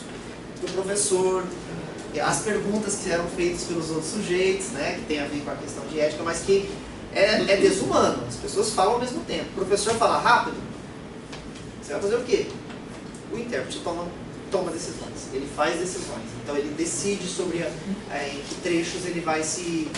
E outras vezes ele, como ele está acompanhando a resolução da atividade do surdo, muitas vezes a aula continuou e o surdo fez uma pergunta de dúvida que não foi transferida para o professor, a aula continuou ali nos dois. Então está se dando uma outra aula paralelamente. Então por isso que o intérprete omite direto ou indiretamente, simplifica e recorta a fala dos ouvintes. Quando tem intérprete, quando a gente está conversando assim, eu fico muito preocupado, porque, e de verdade, eu tenho respeito, porque é muito difícil. É uma profissão que eu não sei, talvez porque eu estou vendo de fora, né? Mas eu fico imaginando a situação de ser intérprete, umas 5 aulas, entram de português, sai de português, entram de biologia, sai de matemática. E a mão dói, gente. Quando você entra quando eu dava aula de educação básica, eu dava 6 aulas de manhã, eu saía com as cordas vocais doendo, né, nos primeiros dias de aula do ano. Daí depois parece que ela vai calejando, é músculo, né? O intérprete dói o dedo, não dói? E quando eu dava aula na escola, dói aqui, dói tudo. Exatamente. E não tem o tempo de descanso. O tempo para esse descanso ele não tem, né? Lá no Paraná nós temos hora atividade. A hora atividade é o professor lá, nós tínhamos 20 horas de sala, o contrato de 20 horas, eu tinha 4 de hora atividade. Depois nós tivemos conquistas, passou para 7. 7 de horas de atividades que você cumpre na escola para descansar, preparar a aula, corrigir prova, conversar com a coordenação e assim por diante. Agora o nosso digníssimo Beto Richa, bandido neoliberal lá, ele voltou para as 4 ou 5 aulas. Então, 7 e 13 já era uma coisa interessante, né? E o intérprete não tem, né? Tem uma intérprete da pesquisa da Gisela que eu fui angustiado. O relato da menina de sair de uma escola, ir para outra e depois ir à noite. Manhã, tarde e noite. Ela é 40 horas no estado e 22 no município. Exatamente. Manhã, tarde e noite. Então, a gente está falando o tempo todo da pesquisa da Gisela, porque a gente estava lendo, né? Já terminei e participei da qualificação. Mas eu acho que, para quem vai assistir, eu acho que a grande contribuição, não sei se eu posso adiantar ainda, acho que a grande contribuição do que diferencia do meu é que eu olhei para o todo. E a Gisela, ela foi se preocupar mais com essa questão da identidade do intérprete, né? Da atuação do intérprete. Eu acho que é isso que é a grande sacada, a grande contribuição. Eu acho que a gente tem que aumentar mais pesquisas para discutir essa questão do papel do intérprete. O descompasso entre os tempos necessários para a comunicação em português e em libras, né? Uma língua ela é visual, espacial e a outra é oral. E aí o descompasso ele se dá por vários motivos, pela diferença do léxico, por exemplo. O português tem um léxico imenso, né? Muito mais bem construído já, né? Com muitas palavras. A Libras não tem, né? Então às vezes você tem que parar para tomar a decisão de criar um sinal, e a criação de sinal é dificílimo. Eu já passei por essa situação, porque quando você vai criar um sinal, por exemplo, algarismo, já existe sinal com algarismo para número. Estou dando um exemplo. Se você vai criar um sinal, o intérprete ele começa indiretamente, ele começa a falar, será que eu preciso saber o conceito para criar esse sinal? Ou eu não, o sinal que eu vou criar é desligado do conceito. Então são umas coisas assim bem complicadas, você tem que fazer simultaneamente, criar sinal para átomo, né? Então existe um descompasso muito grande. Então, eu vou falar depois, se der tempo, do caso 2, quando você transcreve uma aula feita do intérprete em Libras e transcreve a aula do professor de português. Então, acontecia as duas coisas. Algumas aulas transcritas do intérprete para o português, elas davam 25 folhas. e a do outro dava 3, né, da transcrição do diálogo e, assim, e o inverso também. O conhecimento, isso que já foi falado aqui hoje, né, a Libras ela nunca é dominada tanto pelo intérprete quanto o intérprete. A gente espera que sim, mas existem diferentes domínios da Libras, né, por diferentes intérpretes. Até porque hoje nós temos intérpretes de todos os tipos nas escolas. Intérpretes que não fizeram letras Libras estão atuando, né, e cada estado legalizou essa situação de um jeito, né. Existe uma indicação federal que deu um prazo e tal, mas as coisas não aconteceram assim, né. Nós temos intérpretes com várias formações nas escolas. Lá no Paraná, para você atuar como intérprete, você tem que ter a proficiência em Libras. Está lá na lei, mas também não acontece muitas vezes. Porque lá nessa cidade que eu estava, ela não tinha proficiência, ela era a única da cidade. Então ela não podia fazer o concurso do estado, mas ela era contratada temporariamente para assumir. Ela era fluente, mas ela não tinha passado no ProLibras. Tem que ter o ProLibras agora e tem que ter o curso superior. Eu não sei se agora você sabe? O ProLibras saiu, agora ele já saiu, fica superior. Isso. Uma carga horária mínima de mais ou menos 560 horas para trabalhar na educação básica.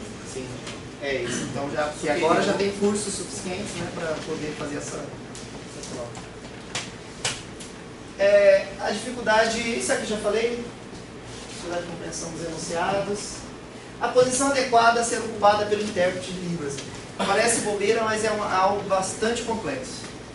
Em todas as disciplinas, mas principalmente em matemática, quando é necessária a exploração, muitas vezes, de desenhos, tabelas, gráficos no quadro. Então, no caso dos dois ambientes que eu fiquei, depois mais 5 aulas no outro caso. Fiquei um semestre aqui e 5 aulas no outro caso. Nos dois casos, a intérprete ficava de costas, né, para o professor, e os surdos ficavam em frente para a lousa, mas com a intérprete bem na frente, tampando a lousa. No seu caso, como que você se posiciona? Pode ir do seu lado. Do lado do surdo? Do seu lado. Do professor, legal. Eu acho que mas tem um porém. Se a pessoa do professor falasse pra mim, chega ali pro cantinho que você tá me atrapalhando aqui, por favor. Você tá quase me batendo. Fica ali no cantinho. Então, esse eu acho que já é mais adequado o seu posicionamento do que o que eu observei lá. E aí, a aula de matemática era de álgebra. O tema era equações de segundo grau. É um conhecimento algébrico que requer uma outra linguagem que muitas vezes a gente, né, não domina, a maioria dos alunos domina, que é a linguagem matemática. Então você está atuando ali com 3 linguagens. E aí o quadro estava cheio de X e Y. Então enquanto o professor estava explorando o quadro com o dedo, né, ou com uma régua, falando, o crescimento aqui, ele estava desenhando parábolas aqui, né, representando as parábolas para cima, para baixo, ele falava o trecho de intervalo de crescimento, intervalo de crescimento, o intérprete ficava, aquele X, aquele intervalo de crescimento, daí eu olhava no quadro, tinha 18X no quadro. Aí eu falei, que X ele está se referindo? É muito angustiante, né, nesse caso. Então a posição do intérprete, o ideal que seja assim mesmo, como ele disse, ou nesse caso, que ela pudesse pedir licença em algum momento, que depois que o professor terminasse, não sei, isso depende do diálogo, né, para explorar, né, ou até fazer depois que ela explicou para todo mundo, fazer uma explicação mais direcionada, né, eu acho que isso aí não tem que ter regra, mas eu acho que cada situação tem que ver como que é mais viável. Lá na Universidade Estadual de Maringá, tem um programa lá que eles estavam usando, eles davam atendimento educacional especializado para os alunos do ensino superior. Eles ainda dão. Então eles indicavam que os intérpretes usassem nas aulas de matemática isso aqui que eu estou aqui na mão. Né? O laser, para explorar, aqui essa parte de crescimento, de decrescimento e assim por diante, essa célula, o núcleo da célula. Pois é. Mas aí ele... Não, porque ele usava parábolas. Tá. Tudo bem. Eu estou dando um exemplo, não sei se é mais viável. Então essa questão da posição é muito séria. Não é só uma questão de logística da sala. E a álgebra como um elemento complicador para o trabalho de interpretação em Libras, né, justamente por essas coisas, né, da linguagem matemática ser mais exigida em um conhecimento algébrico. E principalmente, gente, porque quando a gente ensina álgebra, a gente usa umas expressões, joga para lá, some, puxa, em cima, embaixo, corta. Essas expressões, no momento de tradução, elas já não são muitas vezes adequadas para ninguém. E no caso do sujeito que está aprendendo de uma língua para outra, ela se complica ainda mais. Então eu vou até passar rapidinho esse aqui, por causa do adiantado do horário. Nesse outro ambiente, a gente filmou intérprete sem som, só intérprete, porque teria que ter quase um Projac, né, para filmar intérprete, filmar um surdo, depois traduzir tudo. Você também, né, passou por isso. Então a gente filmou só intérprete, porque a gente queria ver essa interferência direta da interpretação, né, da questão da interpretação, da influência do intérprete. E a gente também gravou o áudio da fala do professor. Então é isso que eu estava falando agora há pouco. Quando a gente transcreve, para transcrever a fala do intérprete, eu contei com o apoio da própria intérprete e de uma outra intérprete, né, super capacitada, uma intérprete que também é pesquisadora, para que ela transcrevesse para mim em áudio para o português, para depois eu transcrever escrito. A gente teve, tem que ter muita seriedade quando você trabalha com materiais advindos de filmagem de intérprete, que a pessoa tem que conhecer bem a língua, não dá para dar na mão de qualquer um, tem que respeitar profissionalmente, né, o fato de ele ser intérprete. Então, foi esse falar de gato, de transcrever das Bíblias para o português e assim. Era o mesmo saber, era equações de segundo grau também, de uma outra turma, com 2 alunos surdos. E aí, algumas características mais rapidamente, né? O tradicionalismo matemático nas aulas que abordam temas algébricos, que muitas vezes complicam também o trabalho de interpretação e o trabalho de aprendizado do surdo. Por outro lado, esse tradicionalismo, ele atrapalha a compreensão real da matemática, compreensão, não sei se eu posso falar compreensão real, mas a compreensão mesmo dos conceitos matemáticos. Agora, se você falar, o surdo consegue decorar as fórmulas, a sequência, assim como nós também já fizemos muitas vezes na vida, sem compreensão eles decoram e conseguem fazer. Até por ter essa necessidade de se atentar mais ao aspecto visual, eles decoram a sequência e fazem perfeitamente, não digo todos, mas muitos casos, sem compreensão. Por isso que eu apliquei atividades também, porque daí eles erram todas as atividades. Eles acertam a sequência das coisas, mas eles não sabem o que você está falando. Mas aí você aplicou só surdos? Os surdos e para os ouvintes. Mas os erros se realmente não estava com problema no Mas os erros eram diferentes? Oi? Os tipos de erros eram diferentes? Os ouvintes praticamente não erraram as atividades. Pouquíssimos erros. As atividades que tinham sido aplicadas, né? Mas não quer dizer que também não ia ter ouvinte que também não ia errar. E os surdos erraram todas. Nesse caso, eles erraram todas. Isso porque a gente estava ali, né, numa relação mais próxima e tal. Eu, a intérprete e eles. O objetivo ali não era ver se ele acertou, chegou na resposta, mas era ver a compreensão que ele teve do contexto do problema, do exercício, entendeu? Então, não havia compreensão. Essa dificuldade que foi a maior. E o tradicionalismo, eu até pegar uns trechos... Oi? Sim. Os ouvintes não erraram. E os surdos erraram. Eles erraram mínimas coisas. Foram 12... Você não acha que isso talvez porque ela seja direcionada para os ouvintes? Com certeza. Pelo momento de você pensar as estratégias, a exploração visual, você falou de uma série de coisas, da dificuldade do intérprete. Você não acha que isso tudo é porque foi voltado, direcionado para os ouvintes e não para os surdos? Talvez se essa aula tivesse direcionada para os surdos, talvez os ouvintes tivessem errado os surdos. Exatamente, com certeza. Eu só apliquei para os ouvintes porque eu queria saber se realmente aqueles enunciados estavam claros para, né, no contexto daquela sala. Que foram utilizados na sala, exatamente. Foi só por esse motivo. Eu não quis fazer comparações. E aí o problema é linguístico, seria muito... né? Então eu posso concluir que o problema é linguístico, sim, não é cognitivo. Também. E também pelo fato de depender da interpretação, né? Mas a interpretação está envolvendo o quê? 2 línguas. Sim. Então talvez se fosse ministrada na mesma língua do surdo, como a sua linguístico, tanto que esses problemas, a maioria deles priorizavam muito contexto. Além de ter exploração visual, eles tinham muita exploração visual, eles tinham enunciados maiores. Então, para mostrar que essa dificuldade da língua. Mas isso é perfeito que você falou. Se eu tivesse tido uma aula... Mas é que não dá pra gente pensar assim, né? Jogar o ouvinte numa aula livre, né? Não, mas só para ressaltar que o problema não é cognitivo. Não. De forma alguma. Com a sensação de que o surdo não aprende, um problema cognitivo. E não é, às vezes é um problema que a aula não está sendo adequada para a especificidade do surdo. Não, você falou a questão da língua e a questão da exploração visual. Não, isso é o que eu falei, inclusive, hoje, né? Que não existe comprometimento. Pode ter surdos com comprometimentos intelectuais, mas não era o caso desses 4. Não, nenhum deles tinha nenhum comprometimento, pelo menos não tinha nada de... A gente nem pensou nisso. Era linguístico mesmo. E linguístico e também todos esses problemas de falta de relação, das dificuldades que o intérprete tem, né, de atuar entre essas duas línguas, nessas duas culturas e tal. Não, eu só fiz a pergunta se os ouvintes acertaram, pode ser que ninguém tivesse acertado. Não, se todo mundo errou, então talvez o problema pudesse ser até do professor. A aula não está direcionada para ninguém. Mas se os ouvintes acertaram e os surdos erraram, existe um problema talvez na metodologia, talvez um problema na interpretação, talvez um problema na forma que foi ensinado. O aplicar para os ouvintes também foi isso que você falou, porque às vezes o problema foi da intermediação do professor. E mesmo na própria língua ele... Eu não sei se você vai comentar depois, se você achar que não é pertinente agora, você pula.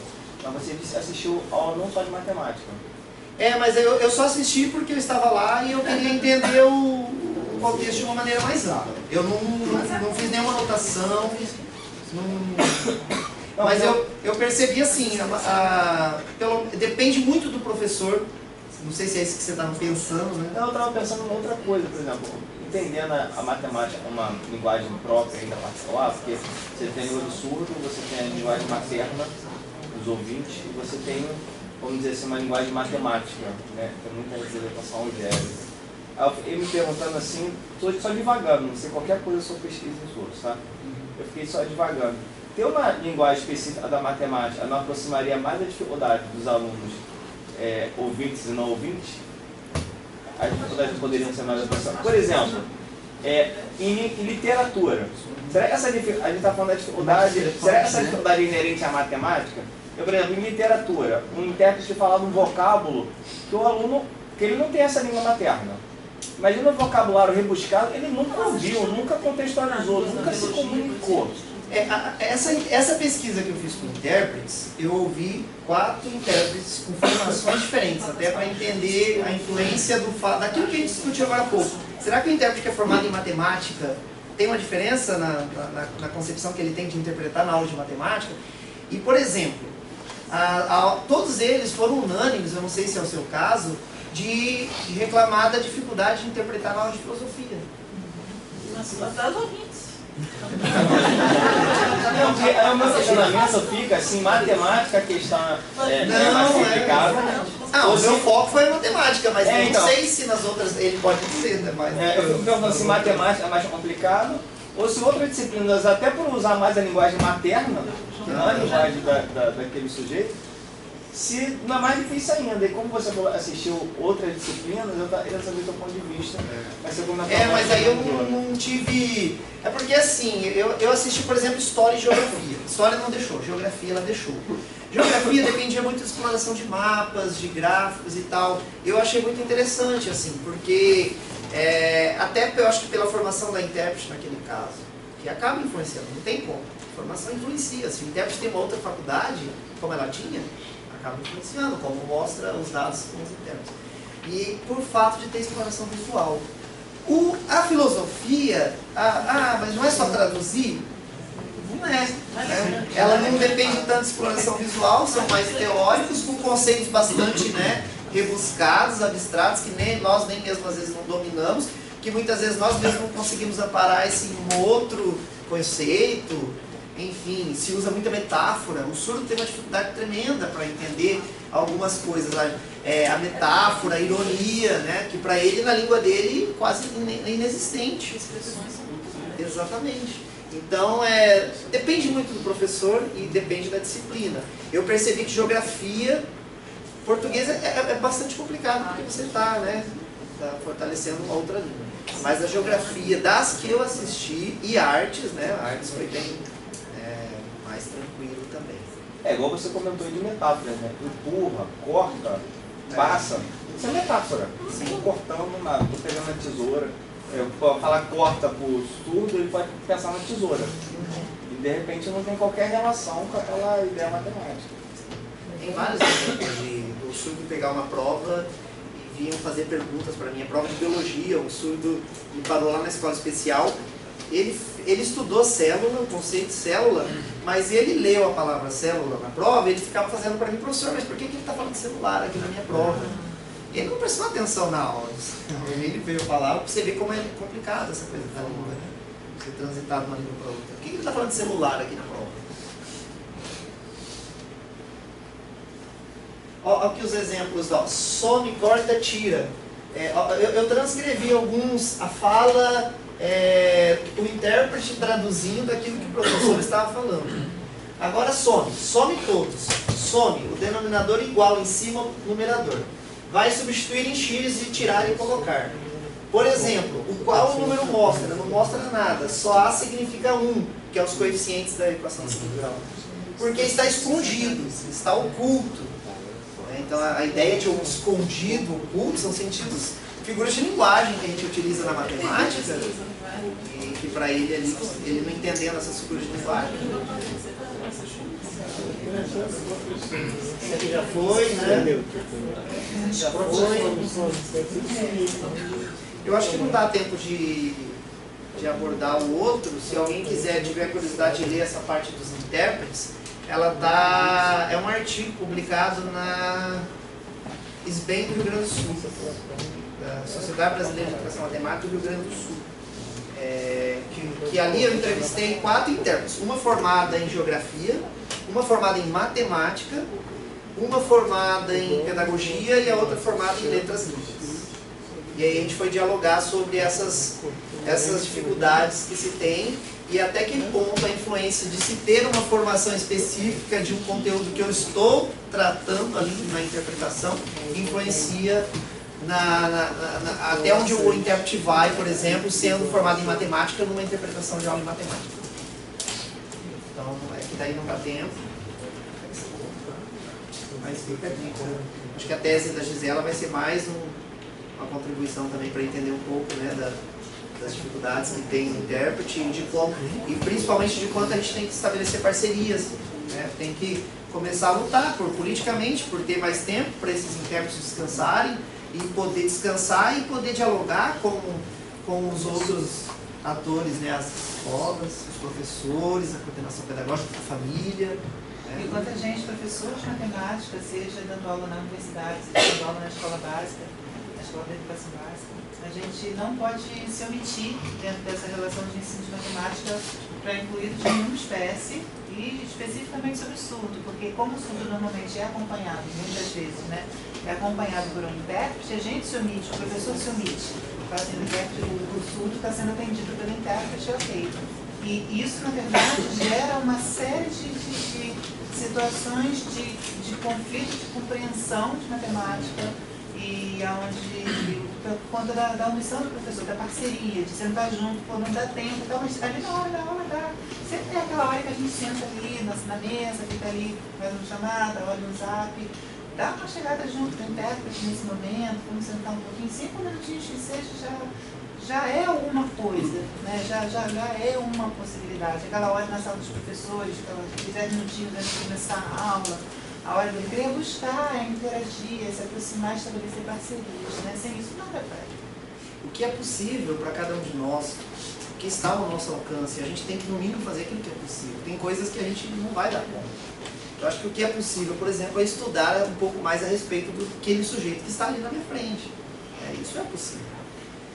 Lá no Paraná, e a gente tem que fazer a briga política também. Lá no Paraná a gente conseguiu que fossem limitados os números de estudantes em salas onde houvesse a presença de alunos inclusos, cegos, surdos e tal, que não está sendo respeitado atualmente, mas era uma limitação de 25 alunos. Hoje, as que eu fiz pesquisa, por exemplo, tinha 35. Isso é complicado, requer um cuidado, não adianta dizer que não, você precisa de uma atenção maior. Então a gente tem que fazer esse trabalho também. Tem que sempre pensar naquilo que é possível, tem que fazer minimamente aquilo que é possível e a gente tem que fazer, não pode se omitir, né? Não pode se omitir, tem que fazer a briga política também ligar, de pedir cursos de Libras quando esses sujeitos estiverem presentes, de trazer pessoas para conversar com a gente e fazer parcerias, né? Ouvir os sujeitos, principalmente os intérpretes, eles têm muito a contribuir. E uma outra coisa que a gente ouve muito, fala muito assim, eu não tive formação para trabalhar com aluno surdo, né? Quem teve? Quem teve formação de ensinar matemática como tudo? Nem os meninos do INES tiveram, eles aprenderam na prática, exatamente. Teve que aprender trabalhando na situação de comum. Então, na verdade, a gente, professor que ajuda a formar professores, a gente também precisa aprender a fazer isso para poder começar a discutir, não ensinar. Acho que a gente fala assim, eu vou te ensinar como é que a gente trabalha com aluno surdo na aula de matemática. É mentira. Entendeu? Mas para poder discutir, falar sobre isso, buscar experiências, buscar convivências, por exemplo, com exemplos que é uma escola especial, tudo bem, com outros recursos, com outras estruturas, mas que as experiências sobre ensino de matemática, sobre o que deu certo e o que não deu, que eles certamente têm muito mais do que a gente, por exemplo, são uma boa fonte de consulta de aprendizagem. Assim, por trás de toda fala tem uma ideologia, né? Então, assim, eu vi você falando aí que o objetivo não é socializar, e sim um ensino de boa qualidade, né? Tem uma pesquisa grande do Capovilla, não sei se você conhece, que ele fez uma pesquisa sobre educação bilíngue e educação inclusiva. Ele mostra que a educação bilíngue ela é muito melhor do que a educação inclusiva, é uma pesquisa que foi a maior do mundo. É o que é responsável pelo dicionário também. Pelo dicionário trilingue. Você falou da importância de ouvir os alunos, os intérpretes, ouvir os surdos, da voz aos surdos, né? Existe uma carta aberta dos doutores surdos ao MEC, onde que eles vêm reivindicar uma escola bilíngue, onde que a língua seja a língua de instrução, seja a língua de sinais, né? E que não a escola inclusiva. Essa carta eu usei, a Gisela também usa. Você falou também da importância da exposição a livros e adultos surdos, que no caso seria o referencial linguístico do surdo. E aí os linguistas costumam falar que a sua língua, a sua primeira língua, você não aprende, você adquire ela. Então você vai adquirir a sua primeira língua, é natural, é mediante uma exposição aos seus pares. Que para ele é natural. Que é natural. E para nós é natural aprender o português. Então, por exemplo, se eu pegar uma criança, sei lá, da alfabetização e colocar numa escola inclusiva, ela, por mais que eu tenha um intérprete ensinando uma língua para ela, ela não vai adquirir a sua língua como a sua L1, como nós adquirimos a língua portuguesa. Né? Tem a questão da língua portuguesa como L2, que na escola inclusive é ensinado como L1, sim, que aí são estratégias diferentes. E tem a declaração de Salamanca também, que é muito usada, que defende a inclusão, que fala assim, ó, face às necessidades específicas de comunicação de surdos e surdos cegos, seria mais conveniente que a educação lhes fosse ministrada em escolas especiais ou em classes ou unidades especiais nas escolas comuns. Aí você falou de uma luta política. E eu fico pensando assim, porque eu participei uma vez de uma mesa e um professor estava comigo na mesa, infelizmente ele falou assim, não, mas é lei, se é lei a gente tem que cumprir. Eu acho que não é bem assim, né? Porque foi justamente na época que estava aquela coisa do Temer com a lei do trabalho escravo. Ele queria mudar a lei e com uma canetada ele ia acabar com o trabalho escravo, e eu citei isso. A minha perspectiva, a minha visão que eu tenho em relação à inclusão é que mais ou menos é uma coisa política. Que é assim, como que os políticos resolveram o problema da educação dos surdos? Colocam o intérprete lá dentro e botam o surdo na sala de aula e está tudo bem. Mais barato. E se a gente visa a qualidade, como você falou assim, por isso que eu perguntei na hora, que foi muito chocante, que você falou que todos os surdos erraram, pelo menos a maioria, todos os ouvintes acertaram, é porque isso é focado, está direcionado para os ouvintes, não para os surdos. E aí, assim, eu já vou concluir. E já que você está falando de luta política, não seria melhor nós lutarmos para que tivesse polos de atendimento a alunos surdos, para que eles pudessem ter uma maior interação? Você cita até o Scliar na tua tese, que ele tem uma visão do surdo, que é uma visão socioantropológica, diferente da deficiência. Não seria melhor onde ele adquirir a sua língua naturalmente, onde pudesse ter estratégias específicas para ele? Você acha que essa luta política não seria melhor do que a da inclusão, ou não? Eu fui da escola especial também, né? Então fiquei pouco tempo na escola especial, mas é bem complicado. Tem pessoas que brigam quando a gente fala isso. Eu sou defensor da escola especial. Não, no caso dos surdos. Aquela carta dos 7 primeiros doutores surdos no Brasil, para mim é uma das coisas mais lindas que eu já sobre... aquilo lá fala, olha como é importante ouvir esse sujeito. Eu acho que você ter uma língua respeitada no ambiente, você ter a oportunidade de aprender por meio da sua língua não é exclusão, não é problema nenhum. É língua. Para mim, nós estamos ainda muito distantes de respeitar a Libras como língua. Outra coisa, quando A gente fala não vê a Libras como língua. quando se fala do problema linguístico, que ele falou bem, também é um problema linguístico do professor. E o professor, ele vai elaborar uma questão para o aluno de Libras, ele não pensa em Libras. A gente pensa a questão, quando a gente faz uma questão para um aluno, a gente tenta imaginar como que aquele aluno vai pensar. Mas é claro que o surdo ele vai pensar de uma maneira particular, porque o pensamento está diretamente associado à linguagem. Então a língua dele é outra, né? Então o pensamento dele está diretamente associado a essa língua. Mas a gente não tem o nosso pensamento é em português. Então, assim, para a gente pensar numa atividade em Libras, assim, para aquele aluno interpretar, é um problema linguístico nosso. Porque a gente está lidando com uma língua que a gente não pensa nela, né? Assim, isso deveria ficar bem claro para a gente. Uma vez eu estava fazendo uma atividade no INES com a Rosana, e a gente deu uma atividade lá, o conceito estava bem, estava muito bom. Eles erraram dos problemas, que a gente já esperava que eles errassem, que era problema do dia a dia, mas eu acho que é mais pela vivência do surdo, que o mundo se comunica um pouco com ele. E a gente colocou lá uma questão, que eram era uma só questão, só que elas tinham enunciados diferentes, mas matematicamente elas eram equivalentes. E a gente percebeu que o surdo errou, todos erraram, praticamente todos erraram a questão 1, mas a questão 2, todos acertaram, e a questão 3, todos erraram. Aquilo impactou a gente, ó, peraí. Quer dizer, eles entenderam ou não entenderam? Porque o enunciado é diferente, mas a questão é essencialmente a mesma. Todos acertaram, para nós isso é muito significativo. E todos acertaram a questão 2.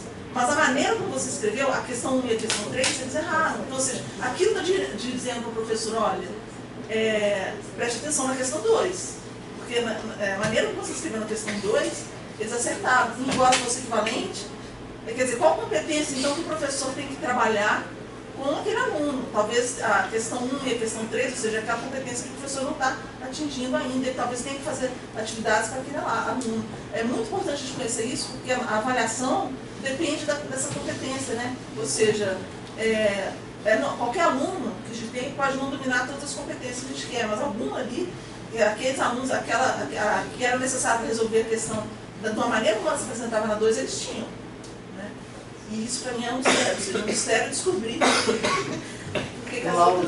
só ia reforçar, nós lá do GIPSEM, a Clélia, a gente sempre foi professor de ensino bíblico. A gente acha que a Clélia, inclusive, ela é mãe de duas surdas. Ela tem 30 e poucos anos, 35 anos. Uma estudou na escola inclusive e a outra estudou na escola especial. Ela deixou essa liberdade, a autonomia das filhas de escolher e tal. E a gente percebe assim que a escola bilíngue, inclusive, ela é muito mais interessante, né, naquilo que eu coloquei como pressuposto da escola, o método de ensino de boa qualidade. O problema, quando eu disse que a gente tem que tomar cuidado quando a gente fala, é que nem nessa cidade que eu fiz a pesquisa, que daí é uma cidade, né, e no Rio vocês são privilegiados, vocês têm as duas principais escolas, né, do Brasil de surdez e de alunos cegos, mas algumas cidades não têm. E aí, essa luta política, e nós vamos fazer o quê? Nós vamos ter que lutar politicamente já com esses sujeitos nas nossas escolas inclusivas.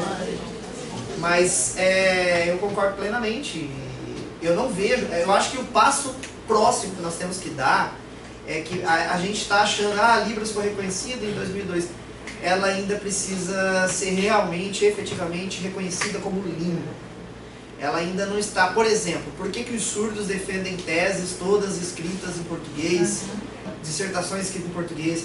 Ia ser agora, a dissertação que você banca segunda, seria a primeira dissertação em Libras, talvez, no Brasil, que a Federal do Paraná, eles estavam brigando, aí chegou lá nas instâncias superiores e não permitiram. Ela ia fazer uma defesa em Libras, né? E ela ia ter uma intérprete juramentada para transcrever, eu não sei bem como que ia ser, porque ficou na luta. Exatamente. Foi escrito. E eles não deixaram? Não deixaram ela apresentar toda em Libras, gravar e registrar o documento nas duas coisas. Mas isso é legislação, né? Ele fala que a Libras não pode substituir a língua portuguesa na modalidade. Eu acho que esse é o próximo. Então, legalmente, você não pode substituir. Mas teria que mudar a Pode. O problema é que ela não pode representar em Libras, Não, a apresentação da banca vai ser em Libras. Ela queria entregar um material que ela fizesse a gravação em Libras e que tivesse um intérprete juramentado, entendeu? Era quase uma posição política mesmo, porque elas são da briga, elas são da Então eu acho que esse avança a Libras como língua mesmo, né? Eu acho que esse é o próximo. Os anos da filologia o tempo todo. Da filologia não é Libras, né? A filologia é você pegar e escrever letra sinal por sinal uma palavra. Ela é necessária em alguns momentos, mas a datilologia é uma aproximação de um português sinalizado. É você aproximar Libras do português, da estrutura do português. A Libras não tem a estrutura do português. Ela não tem aquela sequência, ela não é com aquela mesma organização. Então eu acho que assim, as próximas grandes conquistas é que a Libras realmente seja cada vez mais respeitada. Acho que a gente avançou demais, gente, porque se você olhar 20 anos não tinha intérprete nos cantinhos e tal, tem um monte de coisa que a gente avançou. Não só dos surdos, mas em meio de transporte, com acessibilidade, os ambientes. A gente avançou em muitos aspectos. Eu acho que o curso de graduação de livros, português livros, é um avanço importante. Exatamente. Então, essa caso que foi da dissertação eu parti com o Rafael. O Rafael, o TCC dele foi escrito por ele, logo não tinha palavras conjugadas, enfim, porque é uma outra estrutura.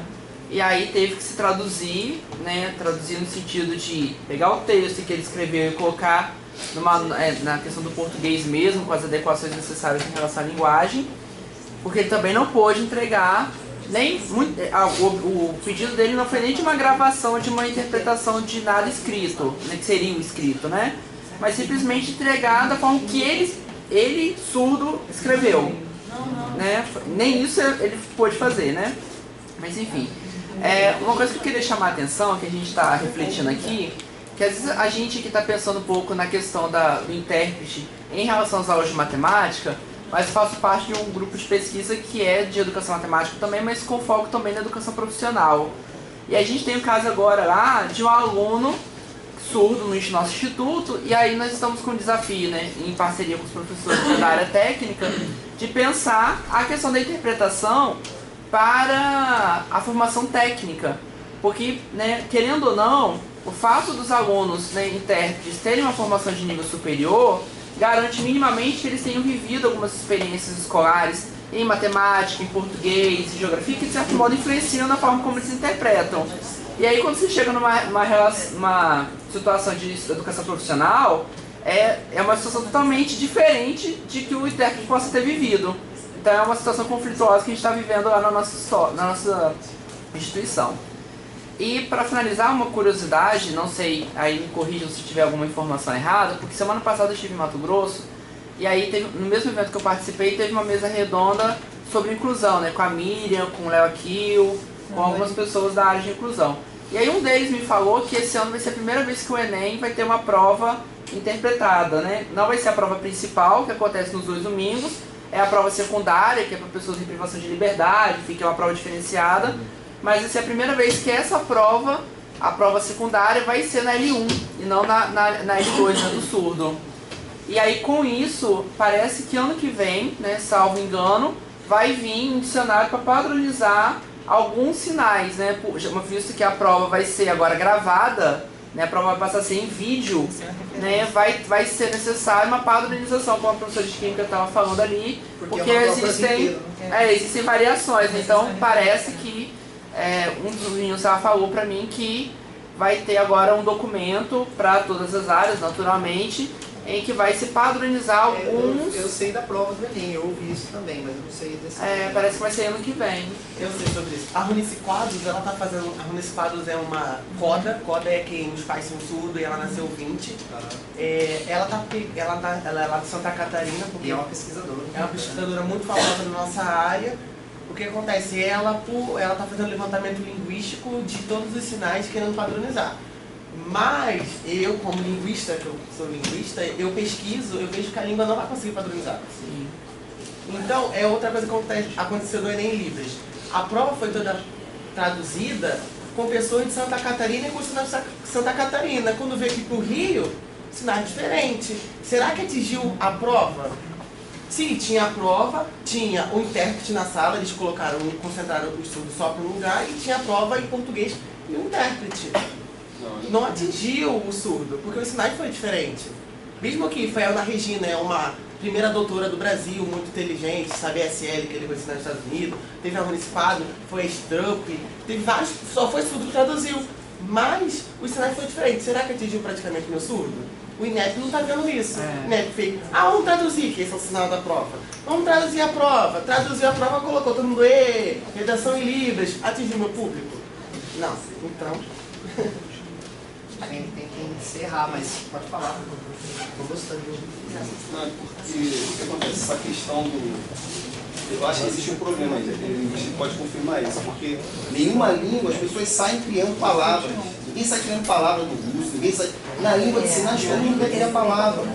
Então, às vezes, a palavra, no caso deles, a língua, vai emergir naturalmente da comunidade surda.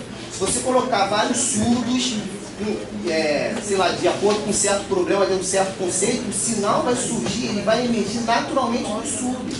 E criou-se hoje a falácia de que, não, vamos criar sinais e a gente começa e jogar para a comunidade surda para que eles venham a aceitar isso. Não é o processo inverso. O processo é inverso, e não é nem às vezes inventar. Fora que a língua de sinais ela tem uma série de estruturas que você precisa respeitar da língua de sinais. Tem parâmetros, tem uma série de coisas que você tem que respeitar. E hoje o que acontece é o processo inverso. As pessoas criando sinais e vai jogando para os surdos para que os surdos venham a aceitar. No Enem foi um processo parecido. Vários professores do INES foram para lá para sinalizar, muito sinalizado. O que acontece é que o INES antes, ele era referência, viu os surdos de todos os estados para o INES para estudar e depois eles voltavam para os seus estados. Então o INES no Rio, ele estava difundindo a língua de sinais. Com o surgimento da UFSC e a Letras Libras, o processo mudou. Então vai todo mundo para a UFSC. Então, e da UFSC que divulgou a língua. Então, quer dizer, teoricamente, você vai sinalizar para o Enem, você tem que sinalizar os sinais de lá, e não do Rio, aqui, já que o INES perdeu esse status que tinha e passou para a UFSC. Mas é questão linguística, é igual mandioca, aipim, essas coisas. Tem que se respeitar isso. Cada lugar tem a sua língua, a sua palavra. Então, eu queria agradecer a atenção, a paciência de todo mundo. Espero ter ajudado de alguma forma. Eu aprendi muito ouvindo vocês. Sempre me fico muito assim, pressionado no bom sentido de ter os colegas do INES e do Instituto Benjamin, porque eu quero ir lá conhecer pessoalmente, inclusive eu só passei em frente, e que é uma referência para nós, né? Todo o Brasil é uma referência em todos os sentidos, né? De conquistas, de luta pela língua, e eu acho que é isso mesmo, eu concordo plenamente com você. Eu acho que a gente tem que, quando for possível, continuar brigando pelo ensino bilíngue. E se ele não pudesse dar numa escola especial, né, que ele seja respeitado cada vez mais nos ambientes inclusivos. Obrigado, gente.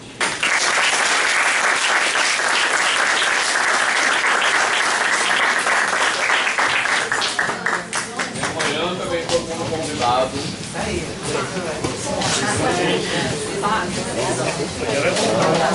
Chegou em casa às 10 horas da noite. Ela não falou aqui não.